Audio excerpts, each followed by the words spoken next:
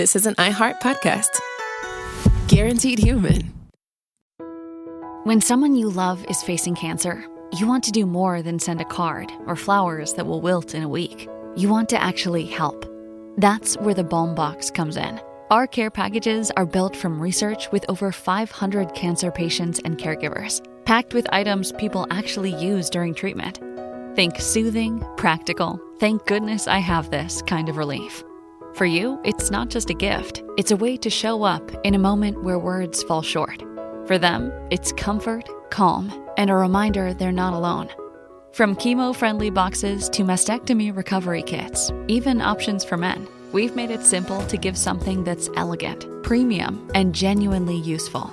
And yes, domestic shipping's always free on orders over $50, because making someone feel cared for shouldn't be complicated. So skip the empty get well soon. Send real help, real comfort, and maybe even a laugh. Visit thebalmbox.com. That's TheBalmBox.com. Balm, like healing and care.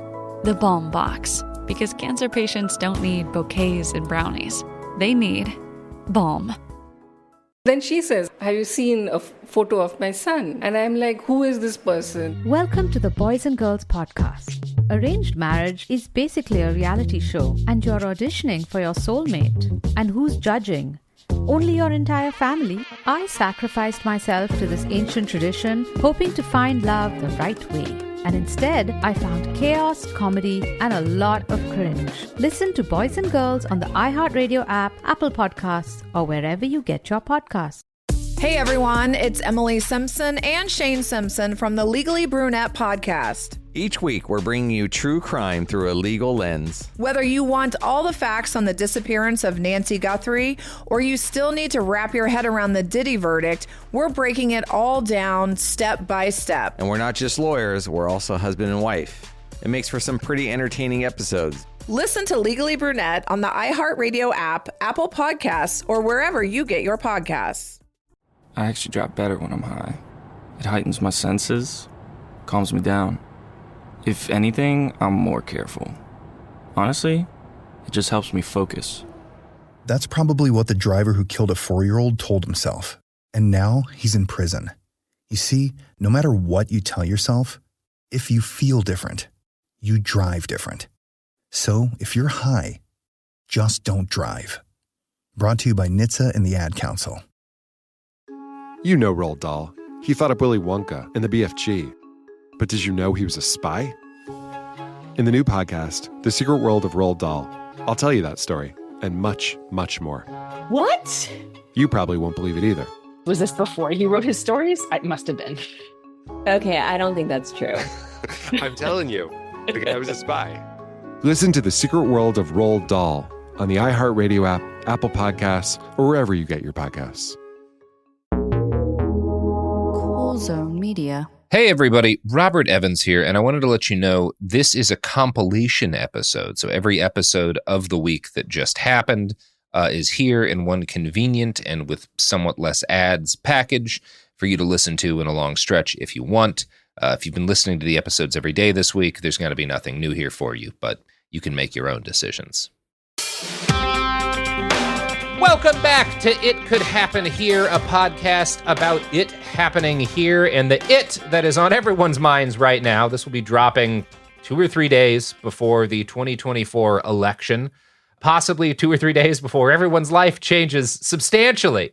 We have no way of knowing. I'm not optimistic or pessimistic. I have no idea what's going to happen. But one thing that everyone ought to be aware of, whether or not Trump wins, is kind of, to put it bluntly, the man has shooters, and some of those shooters are literal shooters in that they are local sheriff's departments, people who call themselves constitutional sheriffs. This is an organization that's really got off the ground in 2012 and for more than a decade has been making inroads with elected Republican leaders, with Republican influencers, with groups like the Oath Keepers. And these are guys who, in brief, believe the sheriff is the only, you can kind of get two versions of this, but generally either the sheriff is the only legitimate law enforcement authority in the country or the sheriff is the highest legitimate law enforcement. I've heard it both ways in the country. And kind of the reason for this basically is a lot of people in rural areas that are more conservative do not want to have to listen to or follow the laws made by people in cities. And more to the point, they believe that the country has been taken off of a good track by dangerous liberal communist types. And, you know, they want the ability to use force against, you know, migrants, against the undocumented, against people they see as criminals, against left-wing protesters.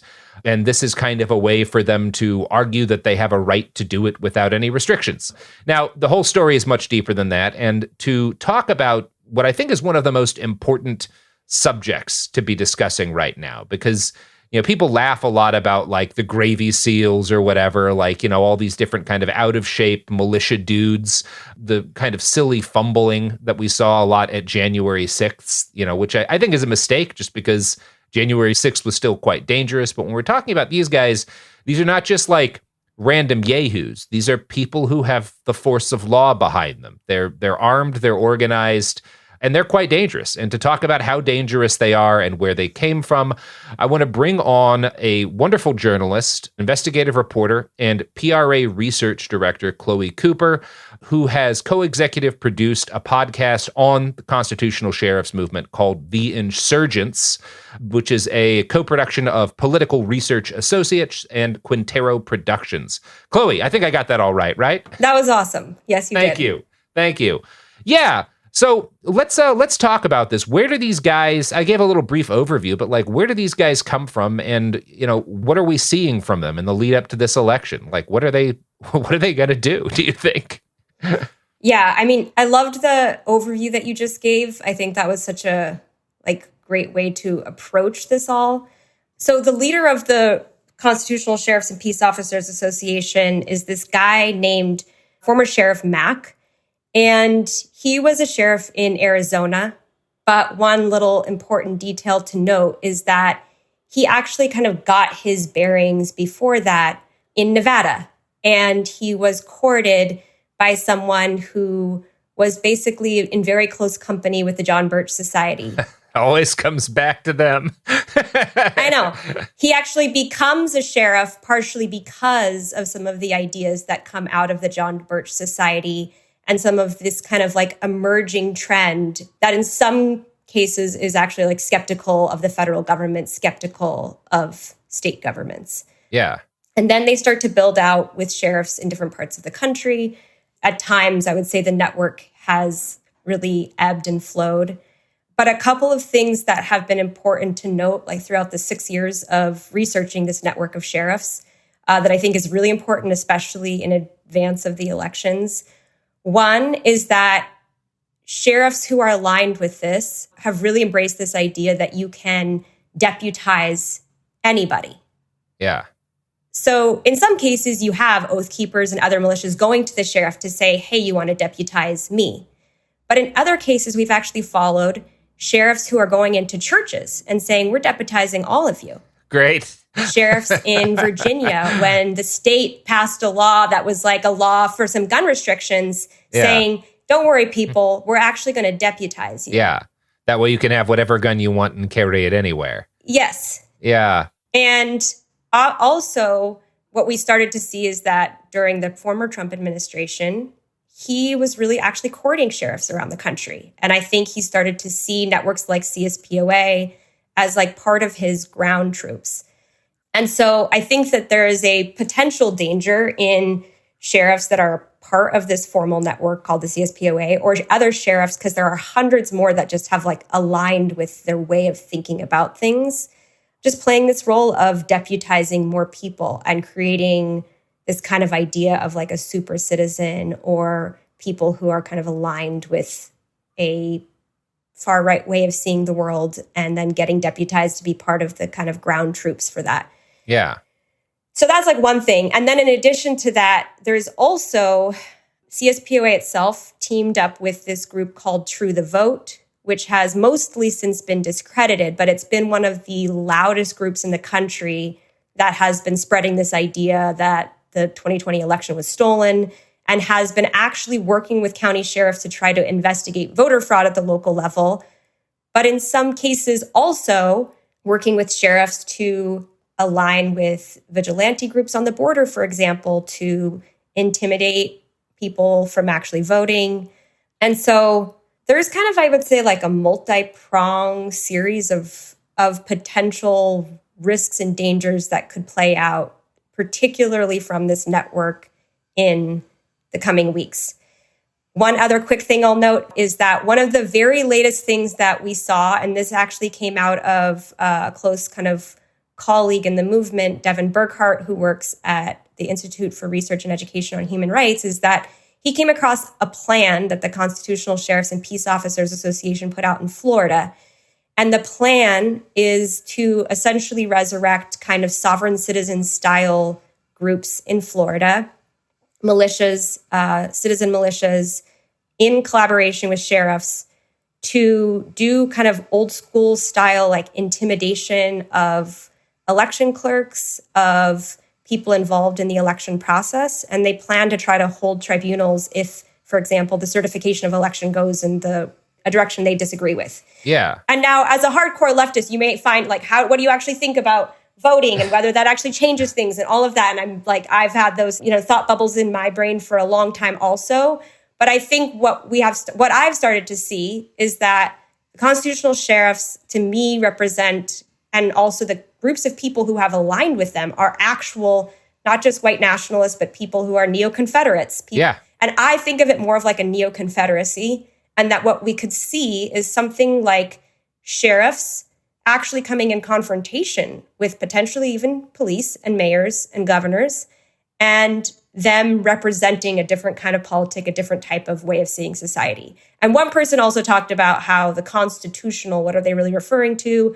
Are they referring to, what is it, the organic constitution, essentially before slavery was abolished, before women had the right to vote, before the, Native Americans had the right to vote. And so if that's the case, that is actually the kind of constitution that they are upholding and representing, then they are actually been quite successful in building out different alliances around the country within a somewhat prominent law enforcement institution that has very little accountability. Yeah, and so this is where I kind of wind up in conflict with both liberals and a lot of leftists. Is I think that the leftists who say, like, there's no point in voting are wrong, for the same reason that, like, I think people who say there's no reason for civilians to be armed, I don't happen to agree with that. And I don't happen to agree with it because I think if somebody who wants to kill you has a weapon and you have the ability to either match that weapon or take it from them, then that's probably what you should do for the sake of your own survival. And handing over complete control of the state, the military, and the police apparatus to the far right is handing them the most powerful weapon anyone has ever made. And I just don't think that's wise. Now, at the same token, the thing that kind of liberals will bring up a lot, which is that, like, just vote, just get out and vote.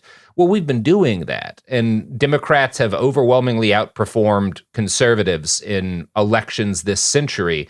And it hasn't been enough. And it hasn't been enough in part because these people don't care about the law. There's a moment in your podcast where you have an expert on who's kind of talking about the sheriff deputizing, 70 people or whatever in this small town and being like, well, he's not actually allowed to do that.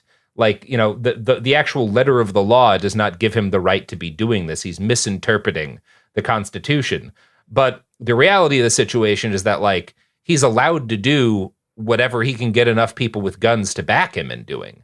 And that's honestly the root of all politics, is how much force can you bring to bear, in order to support the reality you want to support, right? Like that is how it all works. And the bet the right is making with all of these different anti-democratic strategies they're trying is that no matter what they do and no matter how far against the Constitution, against the rule of law they take things, they will have the force to support their version of reality. And I don't know how we thread this needle, right? The easiest thing is like, well, maybe if Kamala has a really resounding victory, there just won't be much for them to fight on, right? And they'll kind of back down. But even if she wins in 2024, which I think is the better of the options that we've got, these people aren't going away. And in fact, I think you are going to see challenges at local levels. I think it's not impossible that we wind up with like an anti-Pope style situation with the presidency, whereas like Trump holds his own inauguration and a bunch of state and local leaders say like, no, we're not recognizing the Harris administration. Donald Trump is our president. Like there's a lot of weird shit that could wind up as the result of this. And I just don't see us getting out of this purely through electoral methods. And I don't know how else we handle it, right? Because you also get into this situation of like, okay, well, we're going to send in the police to crack down on these sheriffs that are breaking the law. Well, what if the police don't want to do it? What if the police are more supportive of these sheriff's departments than they are of, their elected leaders in the state or at the federal level? What if the FBI, as has happened in the past, what if the feds are unwilling to go up against a bunch of heavily armed, quote unquote, patriots, like we saw in, some of the Bundy shit from about a decade ago, right? Like, what if the people who are supposed to handle this for the citizenry in a situation that abides by the law abrogate their responsibility because they're scared? Who backs us up then? Wow. Okay. You just put a lot out there. Sorry. I wanted to respond about a minute ago, and then I was like, oh, one more. I apologize. That was my bad. No, that was so great. I think, okay, a couple of thoughts. One is that I think that far-right movements are very much mobilizing within the government right now. Or you could say maybe fascism is trying to mobilize within the government. Yeah, absolutely. And so I think we have to grapple with that really seriously. And so in terms of anti-fascist strategies, I don't know what could that actually look like right now, but you have to grapple with the reality that many far-right movements have made serious headway into not just former president, but into state legislators, into the judicial system, into sheriff's departments. Yeah. And so we are seeing a major fissure right now. So I don't know how to respond completely to some of the questions around electoral politics. Neither do I, yeah. But I think those are really important questions that you're posing. And then just to go pivot back to my wheelhouse, which is the right and the far right and some of their strategies, one of the things that you touched on is something that a number of different far right strategies have been practicing over the years. And it is about this idea of both nullification or interposition is what they call it. So these constitutional sheriffs, one of the tactics that they have used over the years is to get sheriffs around the country to not enforce state laws. Right. And so you had a whole wave of sheriffs around the country supporting sanctuaries for the Second Amendment sanctuaries. Okay. So they said in their own county, we're not going to enforce gun restriction laws. And again, think about that however you will. All good. Yeah. But they're saying we're not going to enforce it at the county level. Yeah. Then you had all these sheriffs around the country being like, we're not going to enforce lockdown orders. We're not going to enforce mask mandates. What are they practicing? They're practicing the muscle of exactly what you just talked about. Right. Yeah, I think that's a great way to look at it too. Yeah. Independent of what's happening at the federal government, independent of who wins right now, there is like a confederated situation happening in the country. And these sheriffs and also others have been very much in those muscles. So it's not just kind of the militias that will back these sheriffs that are interested in that type of strategy. There's the whole, all these different movements that come out of the Christian Reconstructionists all talk about interposition. So the idea of getting sheriffs, other elected officials within the local magistrate to prop up and kind of protect your politics regardless of the state or federal. And so now we have this interesting moment where you've had in recent history, a former president that actually aligned with some of those politics. And then you have a bunch of state legislators that align. And so I think understanding some of the strategies, that's important. It's important to understand that you may have sheriffs that are backing this and they may not always align with the police and they may not always align with the governor.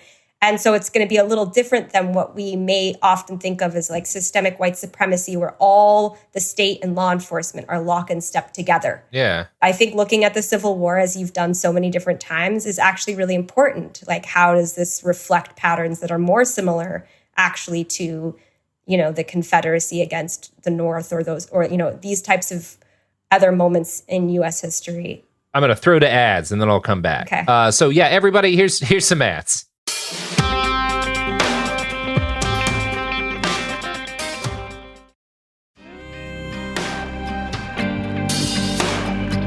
We're back. I wanted to ask, are there cases you can think of like some of these guys, these constitutional sheriffs who have been voted out and like forced out of office and had kind of some of these like policies that they've been pushing reversed? Like, do we have any kind of case studies of times sheriffs went, hard into this ideology and actually lost power as a result of it? So actually, in episode 4, it touches on it briefly, but it's a really interesting and kind of rather both in some ways inspiring, but also disturbing case study to some degree. Yeah. There was a sheriff in North Carolina, Sheriff Jim Pendergraft of Mecklenburg County, and he was really inspired by the former Sheriff Joe Arpaio in Arizona. And he is one of the people who really champions this program called 287G, which allows sheriffs to basically deputize their office as federal ICE agents and work with ICE. So he pilots that in Mecklenburg County and then is basically picked up by ICE and kind of helps try to spread it all throughout the South. Something pretty historic and incredible happened in some ways in 2018, where you had Black organizers, immigrant rights organizers push for this whole campaign to oust him and a number of other close by kind of real white supremacist sheriffs in North Carolina. And they were successful. And there was a sheriff that ran, and a number of Black sheriffs were elected in the state. And some of the sheriffs ran on not complying with ICE and ending this program called the 287G agreement. And it seemed like this historic moment, this historic win. In the immediate aftermath of that, as opposed to in moments where you have sheriffs saying, we're not going to enforce the lockdown order, and essentially, besides some reporters reporting on it, nothing happens. Instead, what happened is that within a few months of this sheriff ending the 287G agreement, the federal government comes in and issues pretty massive ICE raids through the county and actually, ends up locking up over 100 different people, many of whom got deported. Pretty soon after that, you had a number of other sheriffs in the state, including this one constitutional sheriff who also had aligned with another large anti-immigrant network called the Federation for American Immigration Reform, essentially organizing in the state for the state to push back and push an entire statewide mandate that all sheriffs comply with ICE. So that's not really an uplifting story. Yeah. Actually. Not quite. I think what it demonstrates in a tough way is more about this kind of like when sheriffs claim all of this autonomy at the local level, which they seem to actually in many cases be able to practice kind of quite well. When they say they want to enforce the statewide gun restrictions or mask mandates, again, from what I understand, and I've been in touch with some of the like leading constitutional lawyers who are trying to look into it further, almost nothing happens. But then if you have, let's say, a sheriff in this case, not ending the agreement with ICE, there's a pretty serious and significant backlash.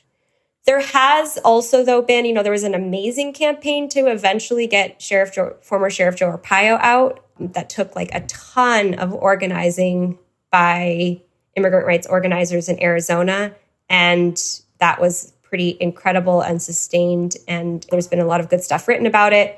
So it's not the case that people have built campaigns and have been able to unseat their sheriff. Yeah. I mean, and that's good to know because like I much prefer the like slow disassembling of this in a world in which they don't just get full power and start, going after people with the wrong signs on their front yards than any other option here. It seems like it's one of those situations where the deck is very much stacked in their favor, right? In part because of how long I think this problem has been ignored.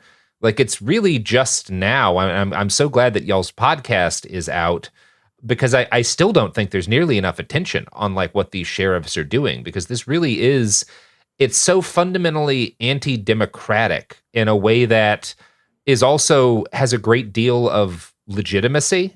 in the eyes and ears of at least a lot of the people living in these areas, right? Like, this is not just some yahoo declaring himself, a militia. It's not like the state of Jefferson movement saying, like, we're totally going to secede from California. These are guys with real power. So I guess kind of where I'd like to close by is asking, do you see a shift in rhetoric from these people from like 2020 to 2024? Like, because I feel like right now the rhetoric is much more like aggressively anti like the enemy within, whereas in 2020 it was much more focused on gun rights and going after migrants. But I think you would have a better sense of that than I do. So one thing is that immediately following 2020, there was some effort on the part of CSPOA to start to slightly distance themselves from the Oath Keepers. Yeah. CSPO and the Oath Keepers, the former Sheriff Mack, that was the founder of the CSPOA, was on the board of the Oath Keepers. And Stuart Rhodes, who's been charged with seditious conspiracy for his role planning J6, has been working closely with CSPOA for the entire time that CSPOA, for the most part, has been around. So they were working really, really, really closely together. So there was a little bit of a shift after J6 where CSPOA tried to distance themselves from the Oath Keepers. But I would say that the other thing that you touched on is also true. As opposed to focusing so much on kind of nullification of any sort of creating, Second Amendment sanctuaries or those types of things, they've really leaned hard into investigating election fraud and kind of stop the steal style rhetoric. Oh, right. Yeah, of course. And they've really leaned hard in a very frightening way into more like really harsh and horrible anti-immigrant rhetoric. Yeah. And so, back literally at their 2024 spring CSPOA convening, they're talking about the Great Replacement Theory. They're talking about doing every single thing in their powers to make sure that there is not election fraud. They're talking about, making sure that, I don't want to use the terms here, but that undocumented people don't vote in the elections and those types of things. Yeah. And then what was really frightening in this plan that I spoke about briefly in Florida that the state director of CSPOA released is that they are actually embracing more far-right views overtly in that plan than they have in any other time, actually, since they were formed. So they're explicitly quoting, for any of your nerds out here that follow this stuff, this guy, Matthew Trewhella. Yeah. And he openly advocated for political violence and was one of the people who actually justified violence against abortion providers in the 1990s. They quote him numerous times when talking about setting up citizen militias to actually essentially target election clerks in the event that they are not happy with how the elections turn out. Yeah. So there's a shift, I would say, in multiple directions that some of which are very, very much just in line with Trump and the Trump campaign to some degree, and some of which are already kind of, plans for a different type of insurgence at the local level in the event that things don't go in their direction. Yeah. I'm going to throw us to ads once more, and then we will come back and kind of close ourselves out. So everybody, have an ad.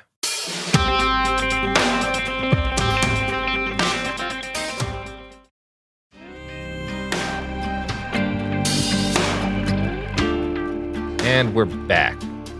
So, Chloe, just kind of in closing, what are you kind of keeping your ear to the ground on as we near election day? Like, what are kind of do you have any like particular sort of red lines that you're keeping an eye out for from these people? I am looking closely at Florida and whether some of the plans that they've actually laid out in Florida might happen. I'm also keeping a close ear to battleground states where it seems like a number of these militias are kind of activated, aligned with some sheriff's departments. And I want to particularly see if there's any type of cases that kind of show up in terms of either voter intimidation or those types of things. And it's just been dawning on me more and more that a number of the people who are in the CSPOA network are actually in battleground states. And I just wonder to what degree that's a coincidence or not. I think I'm just trying to kind of get a sense of how also some of the framing from these sheriffs continue to shift and whether they actually become activated, whether there are posses or citizen militias that become kind of mobilized as they did to some degree in 2020. Well, that's what I will be keeping an eye on too. Thank you. Thank you so much for coming on. Thank you for putting together this podcast series. Everyone listen to The Insurgents Sheriffs, co-produced by Political Research Associates and Quintero Productions. Again, that's The Insurgents Sheriffs. You can find it wherever podcasts are found. Thank you for coming on. Everybody check this out, and hopefully we will have a drop of the podcast in the Bastards feed so people can listen in on that too. Thank you so much, Chloe. Thank you so much for having me. And thank you, listeners.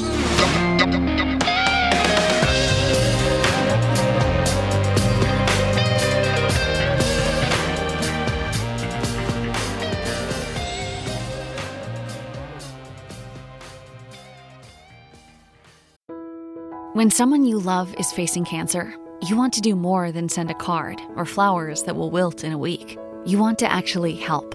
That's where the Balm Box comes in. Our care packages are built from research with over 500 cancer patients and caregivers, packed with items people actually use during treatment. Think soothing, practical, thank goodness I have this kind of relief. For you, it's not just a gift. It's a way to show up in a moment where words fall short. For them, it's comfort, calm, and a reminder they're not alone. From chemo-friendly boxes to mastectomy recovery kits, even options for men, we've made it simple to give something that's elegant, premium, and genuinely useful. And yes, domestic shipping's always free on orders over $50, because making someone feel cared for shouldn't be complicated. So skip the empty get well soon. Send real help, real comfort, and maybe even a laugh. Visit thebalmbox.com. That's TheBalmBox.com. Balm, like healing and care. The Balm Box, because cancer patients don't need bouquets and brownies. They need balm. You know Roald Dahl, the writer who thought up Willy Wonka, Matilda, and the BFG. But did you know he was also a spy? Was this before he wrote his stories? It must have been. Our new podcast series, The Secret World of Roald Dahl, is a wild journey through the hidden chapters of his extraordinary, controversial life. His job was literally to seduce the wives of powerful Americans. What? And he was really good at it. You probably won't believe it either. Okay, I don't think that's true. I'm telling you, the guy was a spy. Did you know Dahl got cozy with the Roosevelts, played poker with Harry Truman, and had a long affair with a congresswoman? And then he took his talents to Hollywood, where he worked alongside Walt Disney and Alfred Hitchcock before writing a hit James Bond film. How did this secret agent wind up as the most successful children's author ever? And what darkness from his covert past seeped into the stories we read as kids? The true story is stranger than anything he ever wrote. Listen to The Secret World of Roald Dahl on the iHeartRadio app, Apple Podcasts, or wherever you get your podcasts. Usually on This Podcast Will Kill You, we talk about the diseases, infections, and biological threats that can make us really sick. But right now, we're doing something a little different. We're stepping back and looking at what the human body needs to keep going. When you consider what we know about sleep in humans, there's one rule that comes out. We are predictably unpredictable sleepers. We're talking about why sleep works the way it does, why our bodies don't follow neat rules, and why modern life makes rest so hard to come by. The second half of our series takes us to the digestive system with a multi-part series on what happens after we eat. Okay, I just have to say that all of my favorite words apparently are digestive words. Sphincter, peristalsis, duodenum. It's fascinating, it's funny, and it matters so much more than you think. Episodes of our new series run from January 20th through February 17th, with new episodes every Tuesday on the Exactly Right Network. Listen to This Podcast Will Kill You as part of the Exactly Right Network on the iHeartRadio app, Apple Podcasts, or wherever you get your podcasts. This is Ryder Strong with a podcast called The Red Weather. In 1995, my neighbor, Anna Trainer, disappeared from a commune. It was nature and trees and praying and drugs. So no, I am not your guru. And back then, I lied to everybody. They have had this case for 30 years. I'm going back to my hometown to uncover the truth. You can now binge all episodes of The Red Weather on the iHeartRadio app, Apple Podcasts, or wherever you get your podcasts. When you feel uncomfortable, what do you put on? Biggie. You put on Biggie when you feel uncomfortable? Because I want to get confident. This is DJ Hester Prynne's Music is Therapy, a new podcast from me, a DJ and licensed therapist that asks one simple question. Who do you want to be? And what's the song that can take you there? Music changes what you feel, and what you feel changes what you do, right? That moment where a song shifts something inside you, that's where transformation starts. This year, I'm talking to experts across every area of life, like personal finance icon Gene Chatsky, New York Times journalist David Gellis, relationship legend Dan Savage, human connection teacher Mark Groves, and the man who shaped my ear more than anyone, Questlove.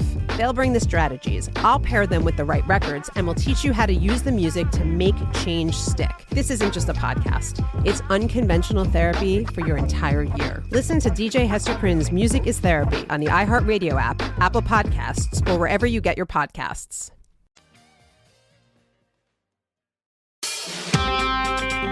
Welcome to It Could Happen Here, a podcast taking place on a day that will live in infamy and set a country ablaze. I am, of course, referring to Guy Fawkes Day. I'm your host, Mia Wong. With me is James. Hi, Mia. Yeah, I'm excited. I'm excited to share with people some of our national traditions in the United Kingdom. Yeah, and so as a person from the country who won the revolution, I get to do the British episode because you should have fucking relegated beaten to the listener French. status. Yes. So, all right. The thing about the gunpowder plot is that, like another event occurring on November 5th, there are no heroes and everyone sucks shit. Yes. So in order to return to a time of heroes and to get the context of what the fuck is going on here, we're taking a digression because I am never going to get another chance to talk about this part of history unless I write a Martin Luther episode. So we're going all the way back to the origins of the split between Protestantism and Catholicism. Good. Bit Martin Luther. Yeah, I was raised a Lutheran. Okay. So I got a very, very sanitized version of who Martin Luther was, and then I read about who Martin Luther actually was, and I was like, holy shit. Yeah, different dude. Martin Luther, and this is the part also that doesn't really get talked about in the sort of Lutheran tradition, because the Lutheran tradition is not a revolutionary tradition, shall we say that. Yes. The thing that Lutheran did when he started Protestantism by accident was accidentally kicked off a genuine full-scale social revolution in Europe with his attacks on the Catholic Church. He was not trying to do this, but he very quickly has in fact accidentally done this, and through the sort of breach that he'd opened in the ironclad walls of Catholic monarchical rule came the German Peasants' Wars. And my favorite dude in this entire period of time, Florian Geyer. I don't think I'm actually familiar with Florian. Good name. Oh, this guy rules. This guy fucking rips. Okay. Geyer is a knight who, there's a lot of debate about this, but the sources that I've read a long time ago when I was reading about this guy says that he is the only, they are the only, knights, mounted knights in, the entire history of Europe to defect and join a peasant revolution. Oh, they're these guys. They're like the Black Knights or something. Yep, the Black Company. Yep. Yeah, he fucking rules. Yeah, it slaps. So the German Peasant Wars kick off, and he joins the peasant revolution with this sword that is supposedly inscribed with the words "neither cross nor crown," which is just unbelievably based. He fucking proto-anarchist. Yeah, and his thing, him and the Black Company, which is part it's part knights, part peasants. Just basically run around Thuringia and kill the shit out of nobles and priests, and spread the glorious fire of the peasant revolution. What a hero! Yeah, it's awesome. I found a picture of him. Strong chin as well. I will say, powerful jawline. Yeah, and he has an interesting sort of conflicting legacy. So he gets killed eventually because the giant peasant revolution is eventually destroyed, and we'll talk about Martin Luther's role in that in a second. But he has this interesting legacy where he's taken up as a national hero by every kind of non-establishment faction of German politics. So he's there's an SS division named after him. Oh dear. He's also one of the heroes of East Germany. Yeah, I can see this. Yeah. And this is one of these things where in 20s and 30s Germany, you will have communists, the Social Democrats, and the Nazis all singing the same songs about this guy. Yeah. He's one of the few sort of redeemable figures in German history. yeah. Because he fucking rips. Yeah, and this is what happens with national myth making, right? You just take this thing and make it plastic. It's like you mold it to whatever you want it to be, whatever you want your national story to be. Yeah, and like this happens with Machno in Ukraine. This happens with we talked about this on Margaret's show, and we did a bunch of episodes about anarchism in Korea, and like they do this with a bunch of Korean anarchists too. They become like national like state heroes, and it's like, well, okay, this guy would have absolutely shot you. And like this is one of these things where it's like if you were to show this guy the SS, he'd be like, what the fuck? Like what the fuck is wrong with just you immediately people? get my sword out again. Yeah, it's time to start the killing again. Yeah, and very specifically, Geyer is like he'd actually had known Martin Luther back before he like joined the peasants, and like specifically the fact that they're like these peasants are like sacking castles and killing priests and like the ruling class. Very specifically is like the fact that the ruling class could conceivably be in danger is the thing that convinces Martin Luther to become. I think I've made this argument on the show before, but I think he is at very worst like the second greatest kind of revolutionary in like the last 400 or 500 years, because I hold that the greatest counter-revolutionary is the one who starts the revolution and then realizes, holy shit, I can't control this and I don't like where it's going, and then immediately turns counter-revolutionary to kill everyone who was involved. No, not like that. Yeah. Yeah. And so the product of this is that Martin Luther writes this book, kind of long pamphlet called Against the Murderous Thieving Hordes of Peasants, and aligns himself with the princes. Yeah. And, so this is the start of what is eventually a century, there's a couple centuries of religious war in here we're going to get to, but this is, in a lot of ways, I think, the beginning of the rapprochement between Catholicism and Protestantism, because... Sure. Yeah, because class is more important. Yeah. And that actually, weirdly, is an extremely important part of the story of Guy Fawkes Day. Yes. Yeah. Yeah, and the other thing that Luther's up to in this period is trying to outflank the Catholics on anti-Semitism, which is pretty hard, because, like... So this is the early, like, 1500s, right? Yeah. We are like 40 years out from two Spanish monarchs like expelling the Jews from Spain. Yeah. So like 16th century anti-Semitism is like peak. I don't know. It's hard to exactly like tier list the like periods of anti-Semitism, but like like the Holocaust is obviously number one, and then like this period, like the Khmelnytsky pogrom and like some of the stuff in late 1800s Russia are like some like the worst periods in human history for this. Yeah, this is pretty horrific shit. And Luther decides that he's going to like outflank the Catholics in anti-Semitism. And so he writes this book called On the Jews and Their Lies, which is like the first version of this that I wrote had a joke here about how it could have been written by Hitler, but Then I like did a little bit of reading about it and was like, holy shit, this specific thing was used by like Nazi, like, oh, I'm sure. Yeah. Lutheran pastors specifically to justify the lead up to the Holocaust in like 1938. So that's great. Yeah, how cool.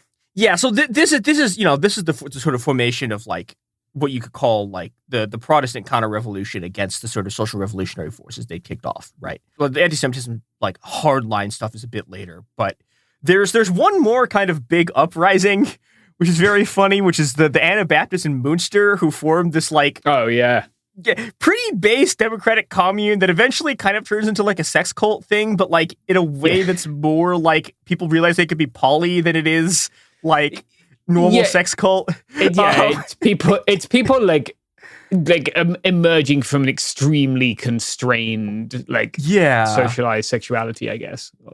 Yeah, and so this is those are the two sort of the periods of like the highest levels of class conflict that are the result of the Protestant Reformation. And this kind of ends with Munster when they all get killed by the monarchies. And this is something about the European peasantry that I don't know, maybe one day I'll do a project on why the European peasantry was so much worse at doing revolts than the Chinese peasantry. Because the Chinese peasantry knocks off dynasties all the time. Like the Chinese central government is like 100,000 times more formidable as a force than like any of these dipshit like Holy Roman Empire principalities. But the Chinese peasantry did it anyways. The German peasantry fought hard. It doesn't go great for them.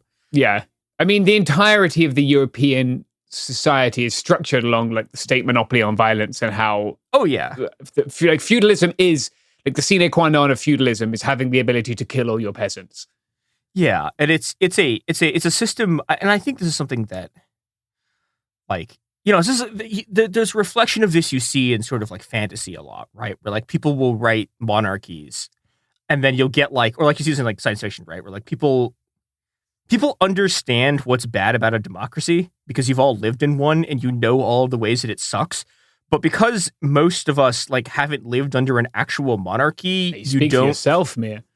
Well, okay, even then, like compared to this shit, like people don't understand how just hideous this shit is, and this is going to play a role. I mean, this is like, again, this is like the thing that starts the French Revolution, where the first time that, not the first time, but like when people actually like start beating the monarchists seriously, people have this tendency to remember like the violence of the French Revolution. It's like, there was a lot of shit that was very bad, but also like these people that they are fighting, these are people who for hundreds and hundreds and hundreds of years, anytime anyone has like even dared to talk back to them, has just fucking murdered them, their families, and everyone around them.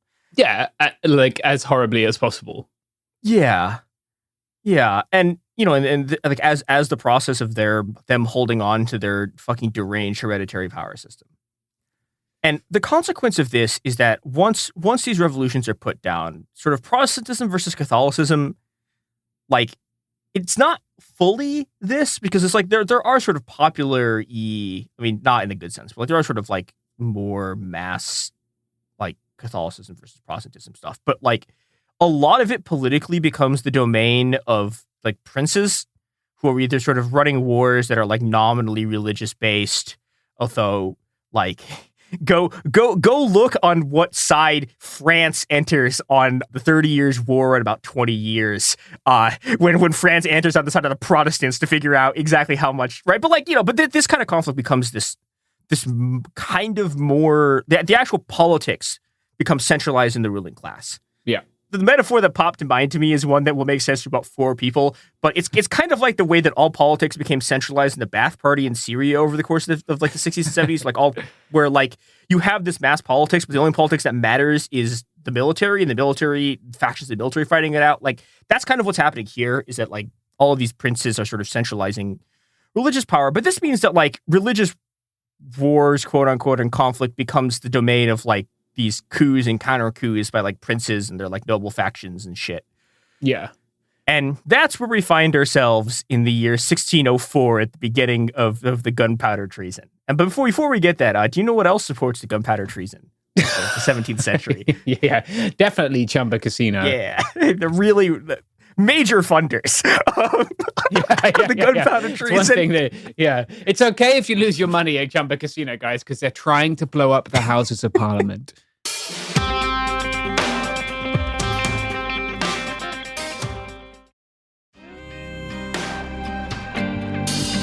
We are back. We are back to the past. We're back to, I guess, the future of where we were several seconds before that. So England famously became Protestant when King Henry VIII wanted a new wife, and the Pope wouldn't let him get a new wife. Another new wife, right? Like, was it like no? This was new wife. Wait, there's a rhyme for this: divorced, beheaded, died; divorced, beheaded, survived. Beheaded, survived. So I think it was the first divorced, because after that he went ham on the wives.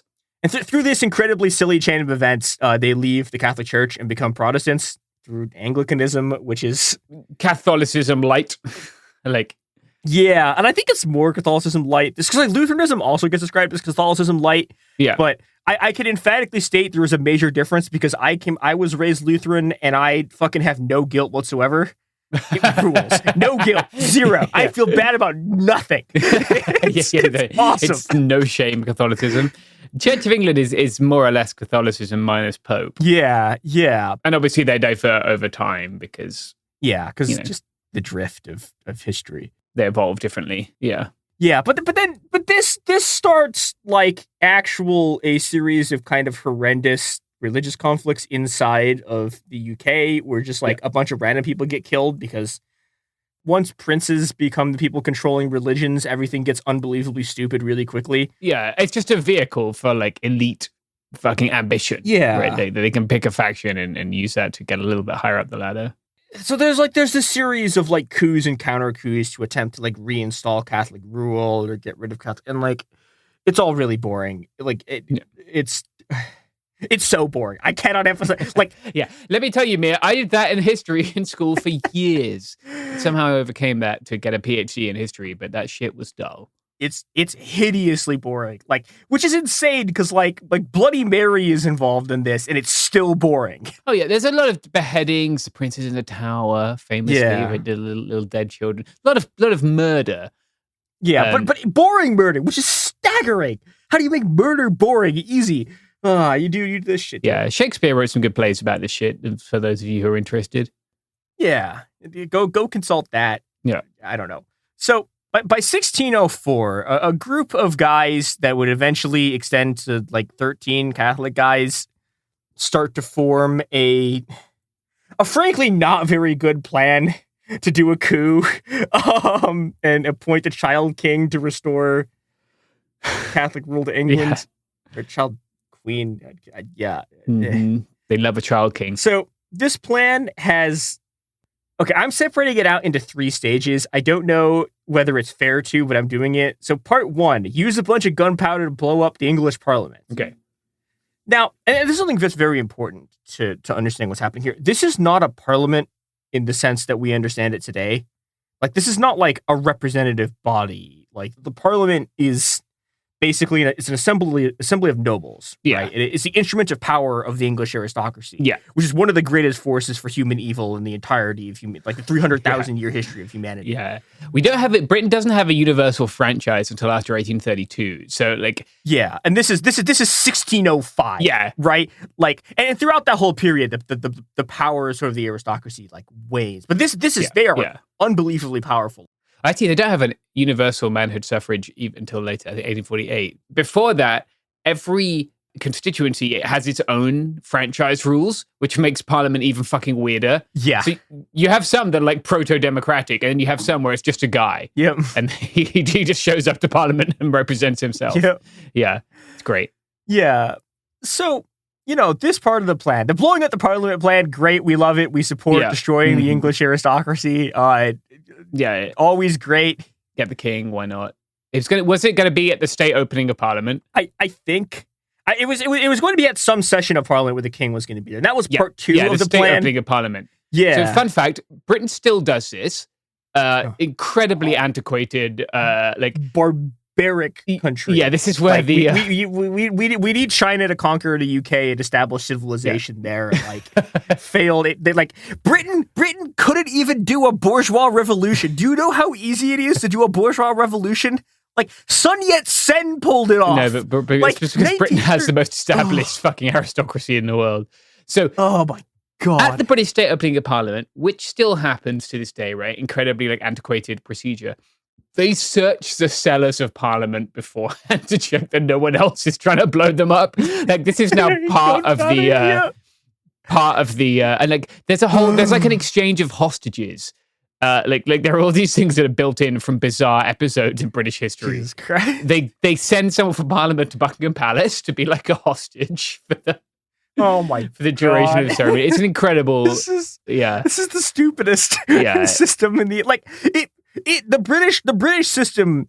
Like I think functionally it is a more advanced democratic system than the American system, but in terms of the way that its like procedure works, it is like the American Constitution, which is like one of the most regressive constitutions, like a constitution that failed to enshrine one person, one vote. Yeah.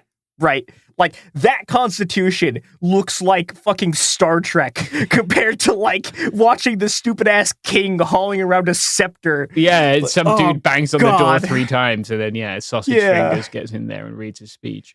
Yeah, so part 2 of the gunpowder plot is to kill the king, who's going to be there, too. This is also great. We like killing the king. Yep. The Cool Zone Media is a pro-killing the king regicide media establishment. Yes, regicide rules. Yeah. We love it. It's great. Part 3 is to install a Catholic theocracy to replace the Protestant one, and we simply do not love this. This shit sucks. That's where we diverge, sadly. Yeah. Yeah. This part's very bad. Yeah. V for Vendetta may have misled you about the intentions of Guy Fawkes. Yes, and we'll get to V for Vendetta because I think that's an important part of the closing of this story. So the plan falls apart. The plotters get betrayed. Guy Fawkes, who's the guy who's supposed to light the gunpowder, gets caught and like tortured, which is really funny because you'll read accounts. I'm going to read a bit from an account from the somewhat dubiously named EnglishHeritage.org that is like they're just quite pretty good on this. Yeah, they like they own lots of like big old houses and stuff. Like if you want to go and see like a manor house, you're probably going to give them some money to go in. Like. It's not like as bad as something named English Heritage could be, I guess. It could be a lot more racist in an open and explicit way. Yeah. Now, but like the thing about this, right, is like they don't actually describe what happened to him during his interrogation as torture, even though they tortured the shit out of this guy. Oh, yeah. The king was there while they tortured the shit out of this guy. Yeah. Very unpleasant, I imagine. Yeah. And so eventually, like, all the plotters are, like, either captured or killed. And I'm going to read this from that English Heritage article. Quote, each was found guilty and sentenced to a traitor's death by the grisly ordeal of hanging, drawing, and quartering. Oh, yeah, hung, drawn, and quartered. The men were hanged. It's so bad. I loved this shit when I was in school. You don't understand how great this is for, like, 8-year-old boys. Yeah, but, like, Jesus fucking Christ. So they were hanged, cut down while still alive, castrated, dismembered, and beheaded, and then their bodies were cut into quarters and displayed for all to see and for birds to feast upon. Yep. According to all accounts, all faced their fates bravely. So these, like, and this is something that, like, is genuinely important to understand because we're going to get to the French Revolution part of the story very soon. These people are fucking deranged. They are psychopaths. Like, they do this as public entertainment. Oh, yeah. Like, they hang people and then cut them down and castrate them and then dismember and behead them while they're alive. Like, they do this, like, for fun. Yeah. Isn't this the opening scene of Discipline and Punish by Foucault? Doesn't he describe this? Yeah. Yeah, and, like, you know, like, this is the thing you have to remember about the French Revolution is that, like, these are the people who rule Europe for, like, 700 years. Oh, yeah. Or, like, these motherfuckers. And so, you know, like, they stop the gunpowder treason. No one gets blown up. And November 5th, like, immediately gets declared a holiday. But it's not really the same holiday as we have today. I'm going to read again from that article. Quote, since 1673 and up until the 19th century, some crowds had paraded an effigy of the Pope through the streets, strung up above a bonfire. This symbolized continuing prejudice towards Catholics, which, again, like, you motherfuckers weren't Catholics until, like, fucking 7 seconds ago. Like, what is wrong with you people? Like, you were all Catholics until your king decided to make a fake pope so he could get divorced. Like, what the fuck? Yeah. The anti-Catholicism goes pretty hard. For a country where you were all literally Catholics until the king decided you weren't. What is? Oh my God, I hate Christianity so much. This shit sucks so badly. Talking of parades, have you read about the Lewis bonfire in Sussex? No. Okay, they go super hard for bonfire night. They also, like, I think it was the same day or something that some Protestants were burned at the stake there. Oh, great. But they have this big parade where they drag, like, I think it's burning barrels of, like, pitch or tar. Oh my God. Or possibly those are the same thing. They have, like, I'm going to invite you to Google Lewis bonfire and just tell me what the first image you see is. Oh, Jesus Christ. Oh, no. That's a parade of burning crosses. Yeah. Oh, no. That's correct. Yeah. What you're going to see is a burning crosses. Jump scare. So they don't just burn Guy Fawkes in effigy. They have these big sort of every year they'll have, like, the person of the year they're going to burn. So, like, effigies that they've burned include David Cameron, Jeremy Clarkson, and Sepp Blatter. So, like, some of it goes surprisingly hard. Like, I think at some point, like, There's like a formal, they've been investigated by the police for hate crimes multiple times. Nearly all of them are against politicians. So, we probably should have mentioned that they also burned a Romani caravan once, which is pretty fucking terrible. Yeah. All right. Speaking of burning David Cameron, do you know who else burns David Cameron? Is it the goods and services that support this podcast? Okay, yeah. Great. Yeah. Yeah.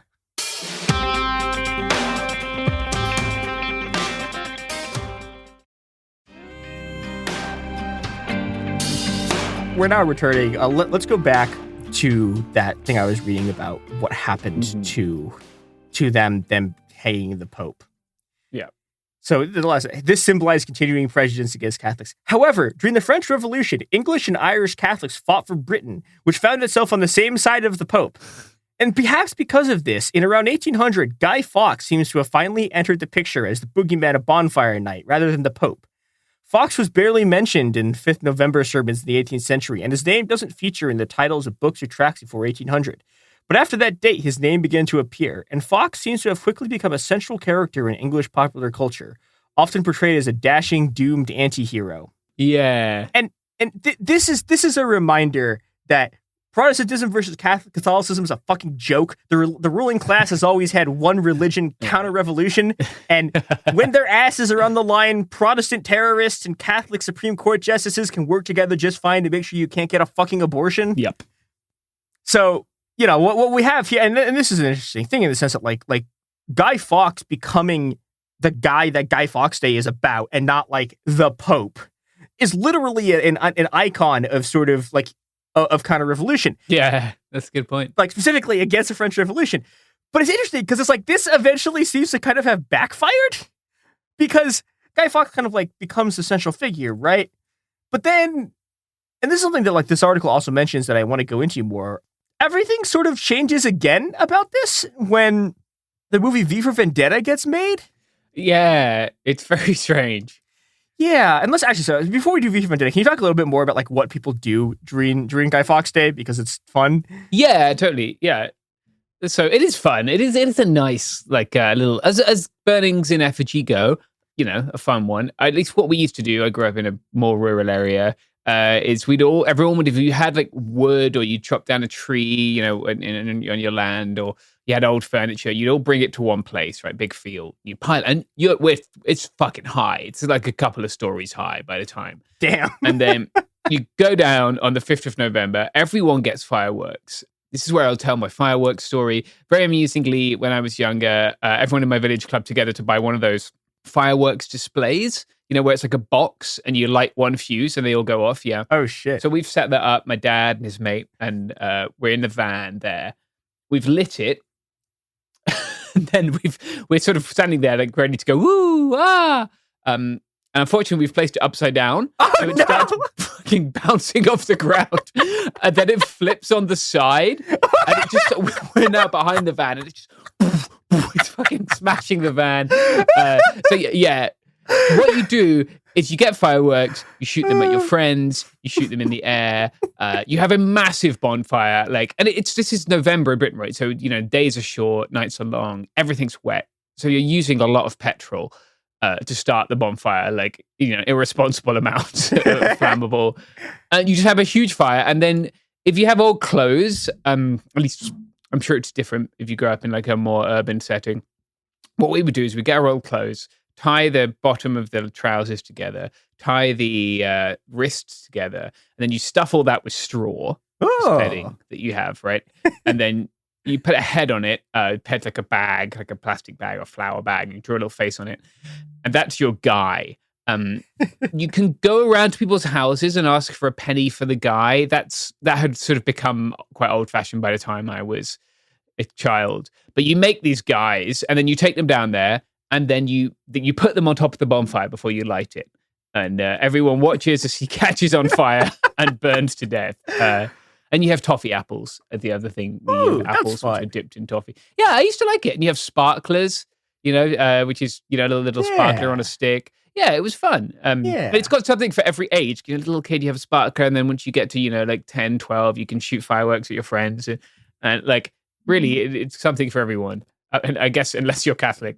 Yeah, but that's the thing, though, that the Catholicism and Protestantism, it's secularized. Yeah, like they've been united in the single great British religion of counter-revolution. So now everyone can celebrate Guy Fawkes Day together. Yeah.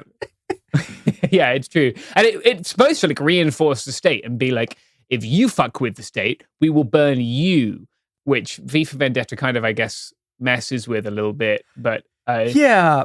And this, I think, is actually a really interesting process because I think Guy Fawkes now is most known for the Guy Fawkes mask, which was one of the the symbol of Anonymous and like one of the symbols of. Yeah, but it wasn't before that. Yeah. And part of how this happens is a character named Guy Fawkes in Alan Moore's V for Vendetta. And V for Vendetta is not about a Catholic plot to establish the Catholic rule in Britain. Yeah. This is about like effectively the government that the UK is going to have in 5 years when they just like completely descend into fascism. I mean, we're not that far away now, to be honest. Yeah, and it's about that government getting overthrown by an anarchist revolution. Yeah. And it's like this because like, you know, Alan Moore is a leftist. It's made by the Wachowskis of Matrix fame, who are also trans leftists. We're going to close on them actually, but you know, sort of what happens here, right, is like this mask becomes a symbol of like kind of like really altogether detached from the original figure of Guy Fawkes. And like through the form of this movie, like this becomes the symbol of like the 2011 like Occupy cycle revolutions everywhere. Yeah. And like one of my most sort of like harrowing memories like coming up in that movement was of this like 2014, everything's by 2014, everything's going to shit, right? Like the Syrian civil war has kicked off. The Rabab massacre in Egypt has like slaughtered a bunch of protesters, and Egypt's like just under full military rule. And there are like Palestinian kids like wearing Guy Fawkes masks, and there's like this image that haunts me. So there's a video and an image of it of this kid's like 17, maybe like 16, 17. Like wearing this mask, and he walks around a corner, and an Israeli sniper just fucking shoots him in the head. And there's this picture of him with like this just like mask with a hole in it next to his face, and he's just like lying there on the floor. And it's like one of the things that is like the reason why I am the way I am now is because of that shit. Yeah. And, you know, in some sense, like he's become weirdly an enduring danger to the state in ways that he would be extremely pissed about, which is very funny to me. Yeah. It started as a graphic novel, right? It was a graphic novel before. Yeah, it was an Alan Moore graphic novel. Comic books. Yeah. Yeah. And I want to close on the Wachowskis. And specifically, I wanted to shout out, so again, like the Wachowskis made the movie V for Vendetta, which is the thing that like popularized it and is in a lot of sense responsible for like the aesthetic of the 2011 revolutions. And she's founded a new project called Anarchist United. I'm going to quote from an interview with her, quote, "It will be a studio wholly owned by a foundation. It's owned by this 501c3. The 501c3 provides grants for artists and young filmmakers with marginalized points of view. Hopefully those people will create stuff, bring it over to the studio. The studio can make it and then fund the foundation. So you create this evergreen operation that can hopefully exist outside of the studio system if necessary."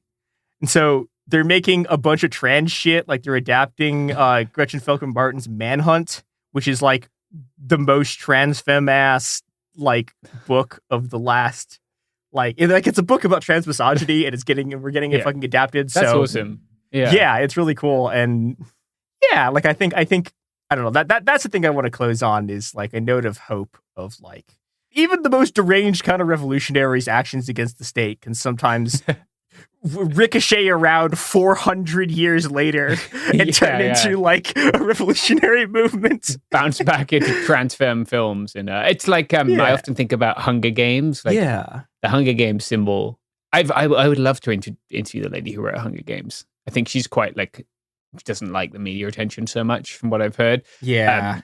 But like that became the symbol of the, like around the Milk Tea Alliance, right? In Hong Kong, Myanmar, obviously. Even in Thailand, they used to. And like it's fascinating how these things have these cultural they sort of bounce around and become something completely different from what they were. Yeah, well, and you know, it's this weird thing too, because like the Hunger Games was born of Suzanne Collins like flipping channels between coverage of like watching the bombing in the Iraq War and reality TV. Yeah, I remember reading that. And you see, and you're watching like this rebound of this, like the intense reaction of this cultural moment around 2003, 2004, like one of the peaks of American like counter revolution, rebounds around, and suddenly a bunch of revolutionaries in Myanmar are doing the like fucking two fingers thing. Like, they're doing the Cub Scouts. And so this is one of these things where, like, who knows where your story one day is going to end up in Rebound 2,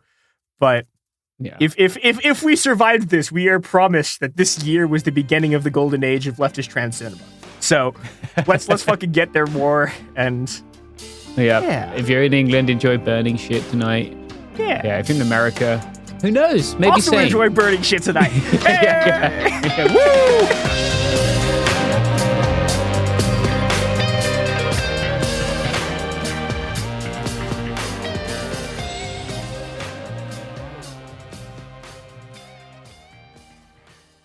You know Roald Dahl, the writer who thought up Willy Wonka, Matilda, and the BFG. But did you know he was also a spy? Was this before he wrote his stories? It must have been.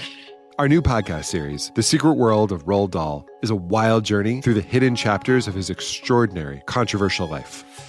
His job was literally to seduce the wives of powerful Americans. What? And he was really good at it. You probably won't believe it either. Okay, I don't think that's true.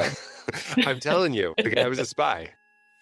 Did you know Dahl got cozy with the Roosevelts, played poker with Harry Truman, and had a long affair with a congresswoman? And then he took his talents to Hollywood, where he worked alongside Walt Disney and Alfred Hitchcock before writing a hit James Bond film.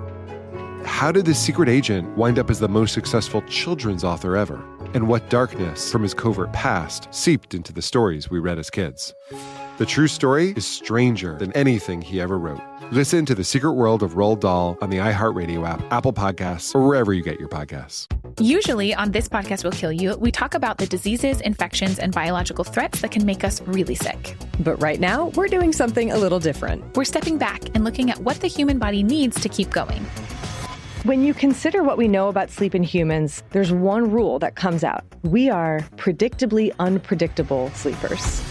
We're talking about why sleep works the way it does, why our bodies don't follow neat rules, and why modern life makes rest so hard to come by. The second half of our series takes us to the digestive system with a multi-part series on what happens after we eat. Okay, I just have to say that all of my favorite words apparently are digestive words. Sphincter, peristalsis, duodenum. It's fascinating, it's funny, and it matters so much more than you think. Episodes of our new series run from January 20th through February 17th, with new episodes every Tuesday on the Exactly Right Network. Listen to This Podcast Will Kill You as part of the Exactly Right Network on the iHeartRadio app, Apple Podcasts, or wherever you get your podcasts. This is Ryder Strong with a podcast called The Red Weather. In 1995, my neighbor, Anna Trainer, disappeared from a commune. It was nature and trees and praying and drugs. So no, I am not your guru. And back then, I lied to everybody. They have had this case for 30 years. I'm going back to my hometown to uncover the truth. You can now binge all episodes of The Red Weather on the iHeartRadio app, Apple Podcasts, or wherever you get your podcasts. When you feel uncomfortable, what do you put on? Biggie. You put on Biggie when you feel uncomfortable? Because I want to get confident.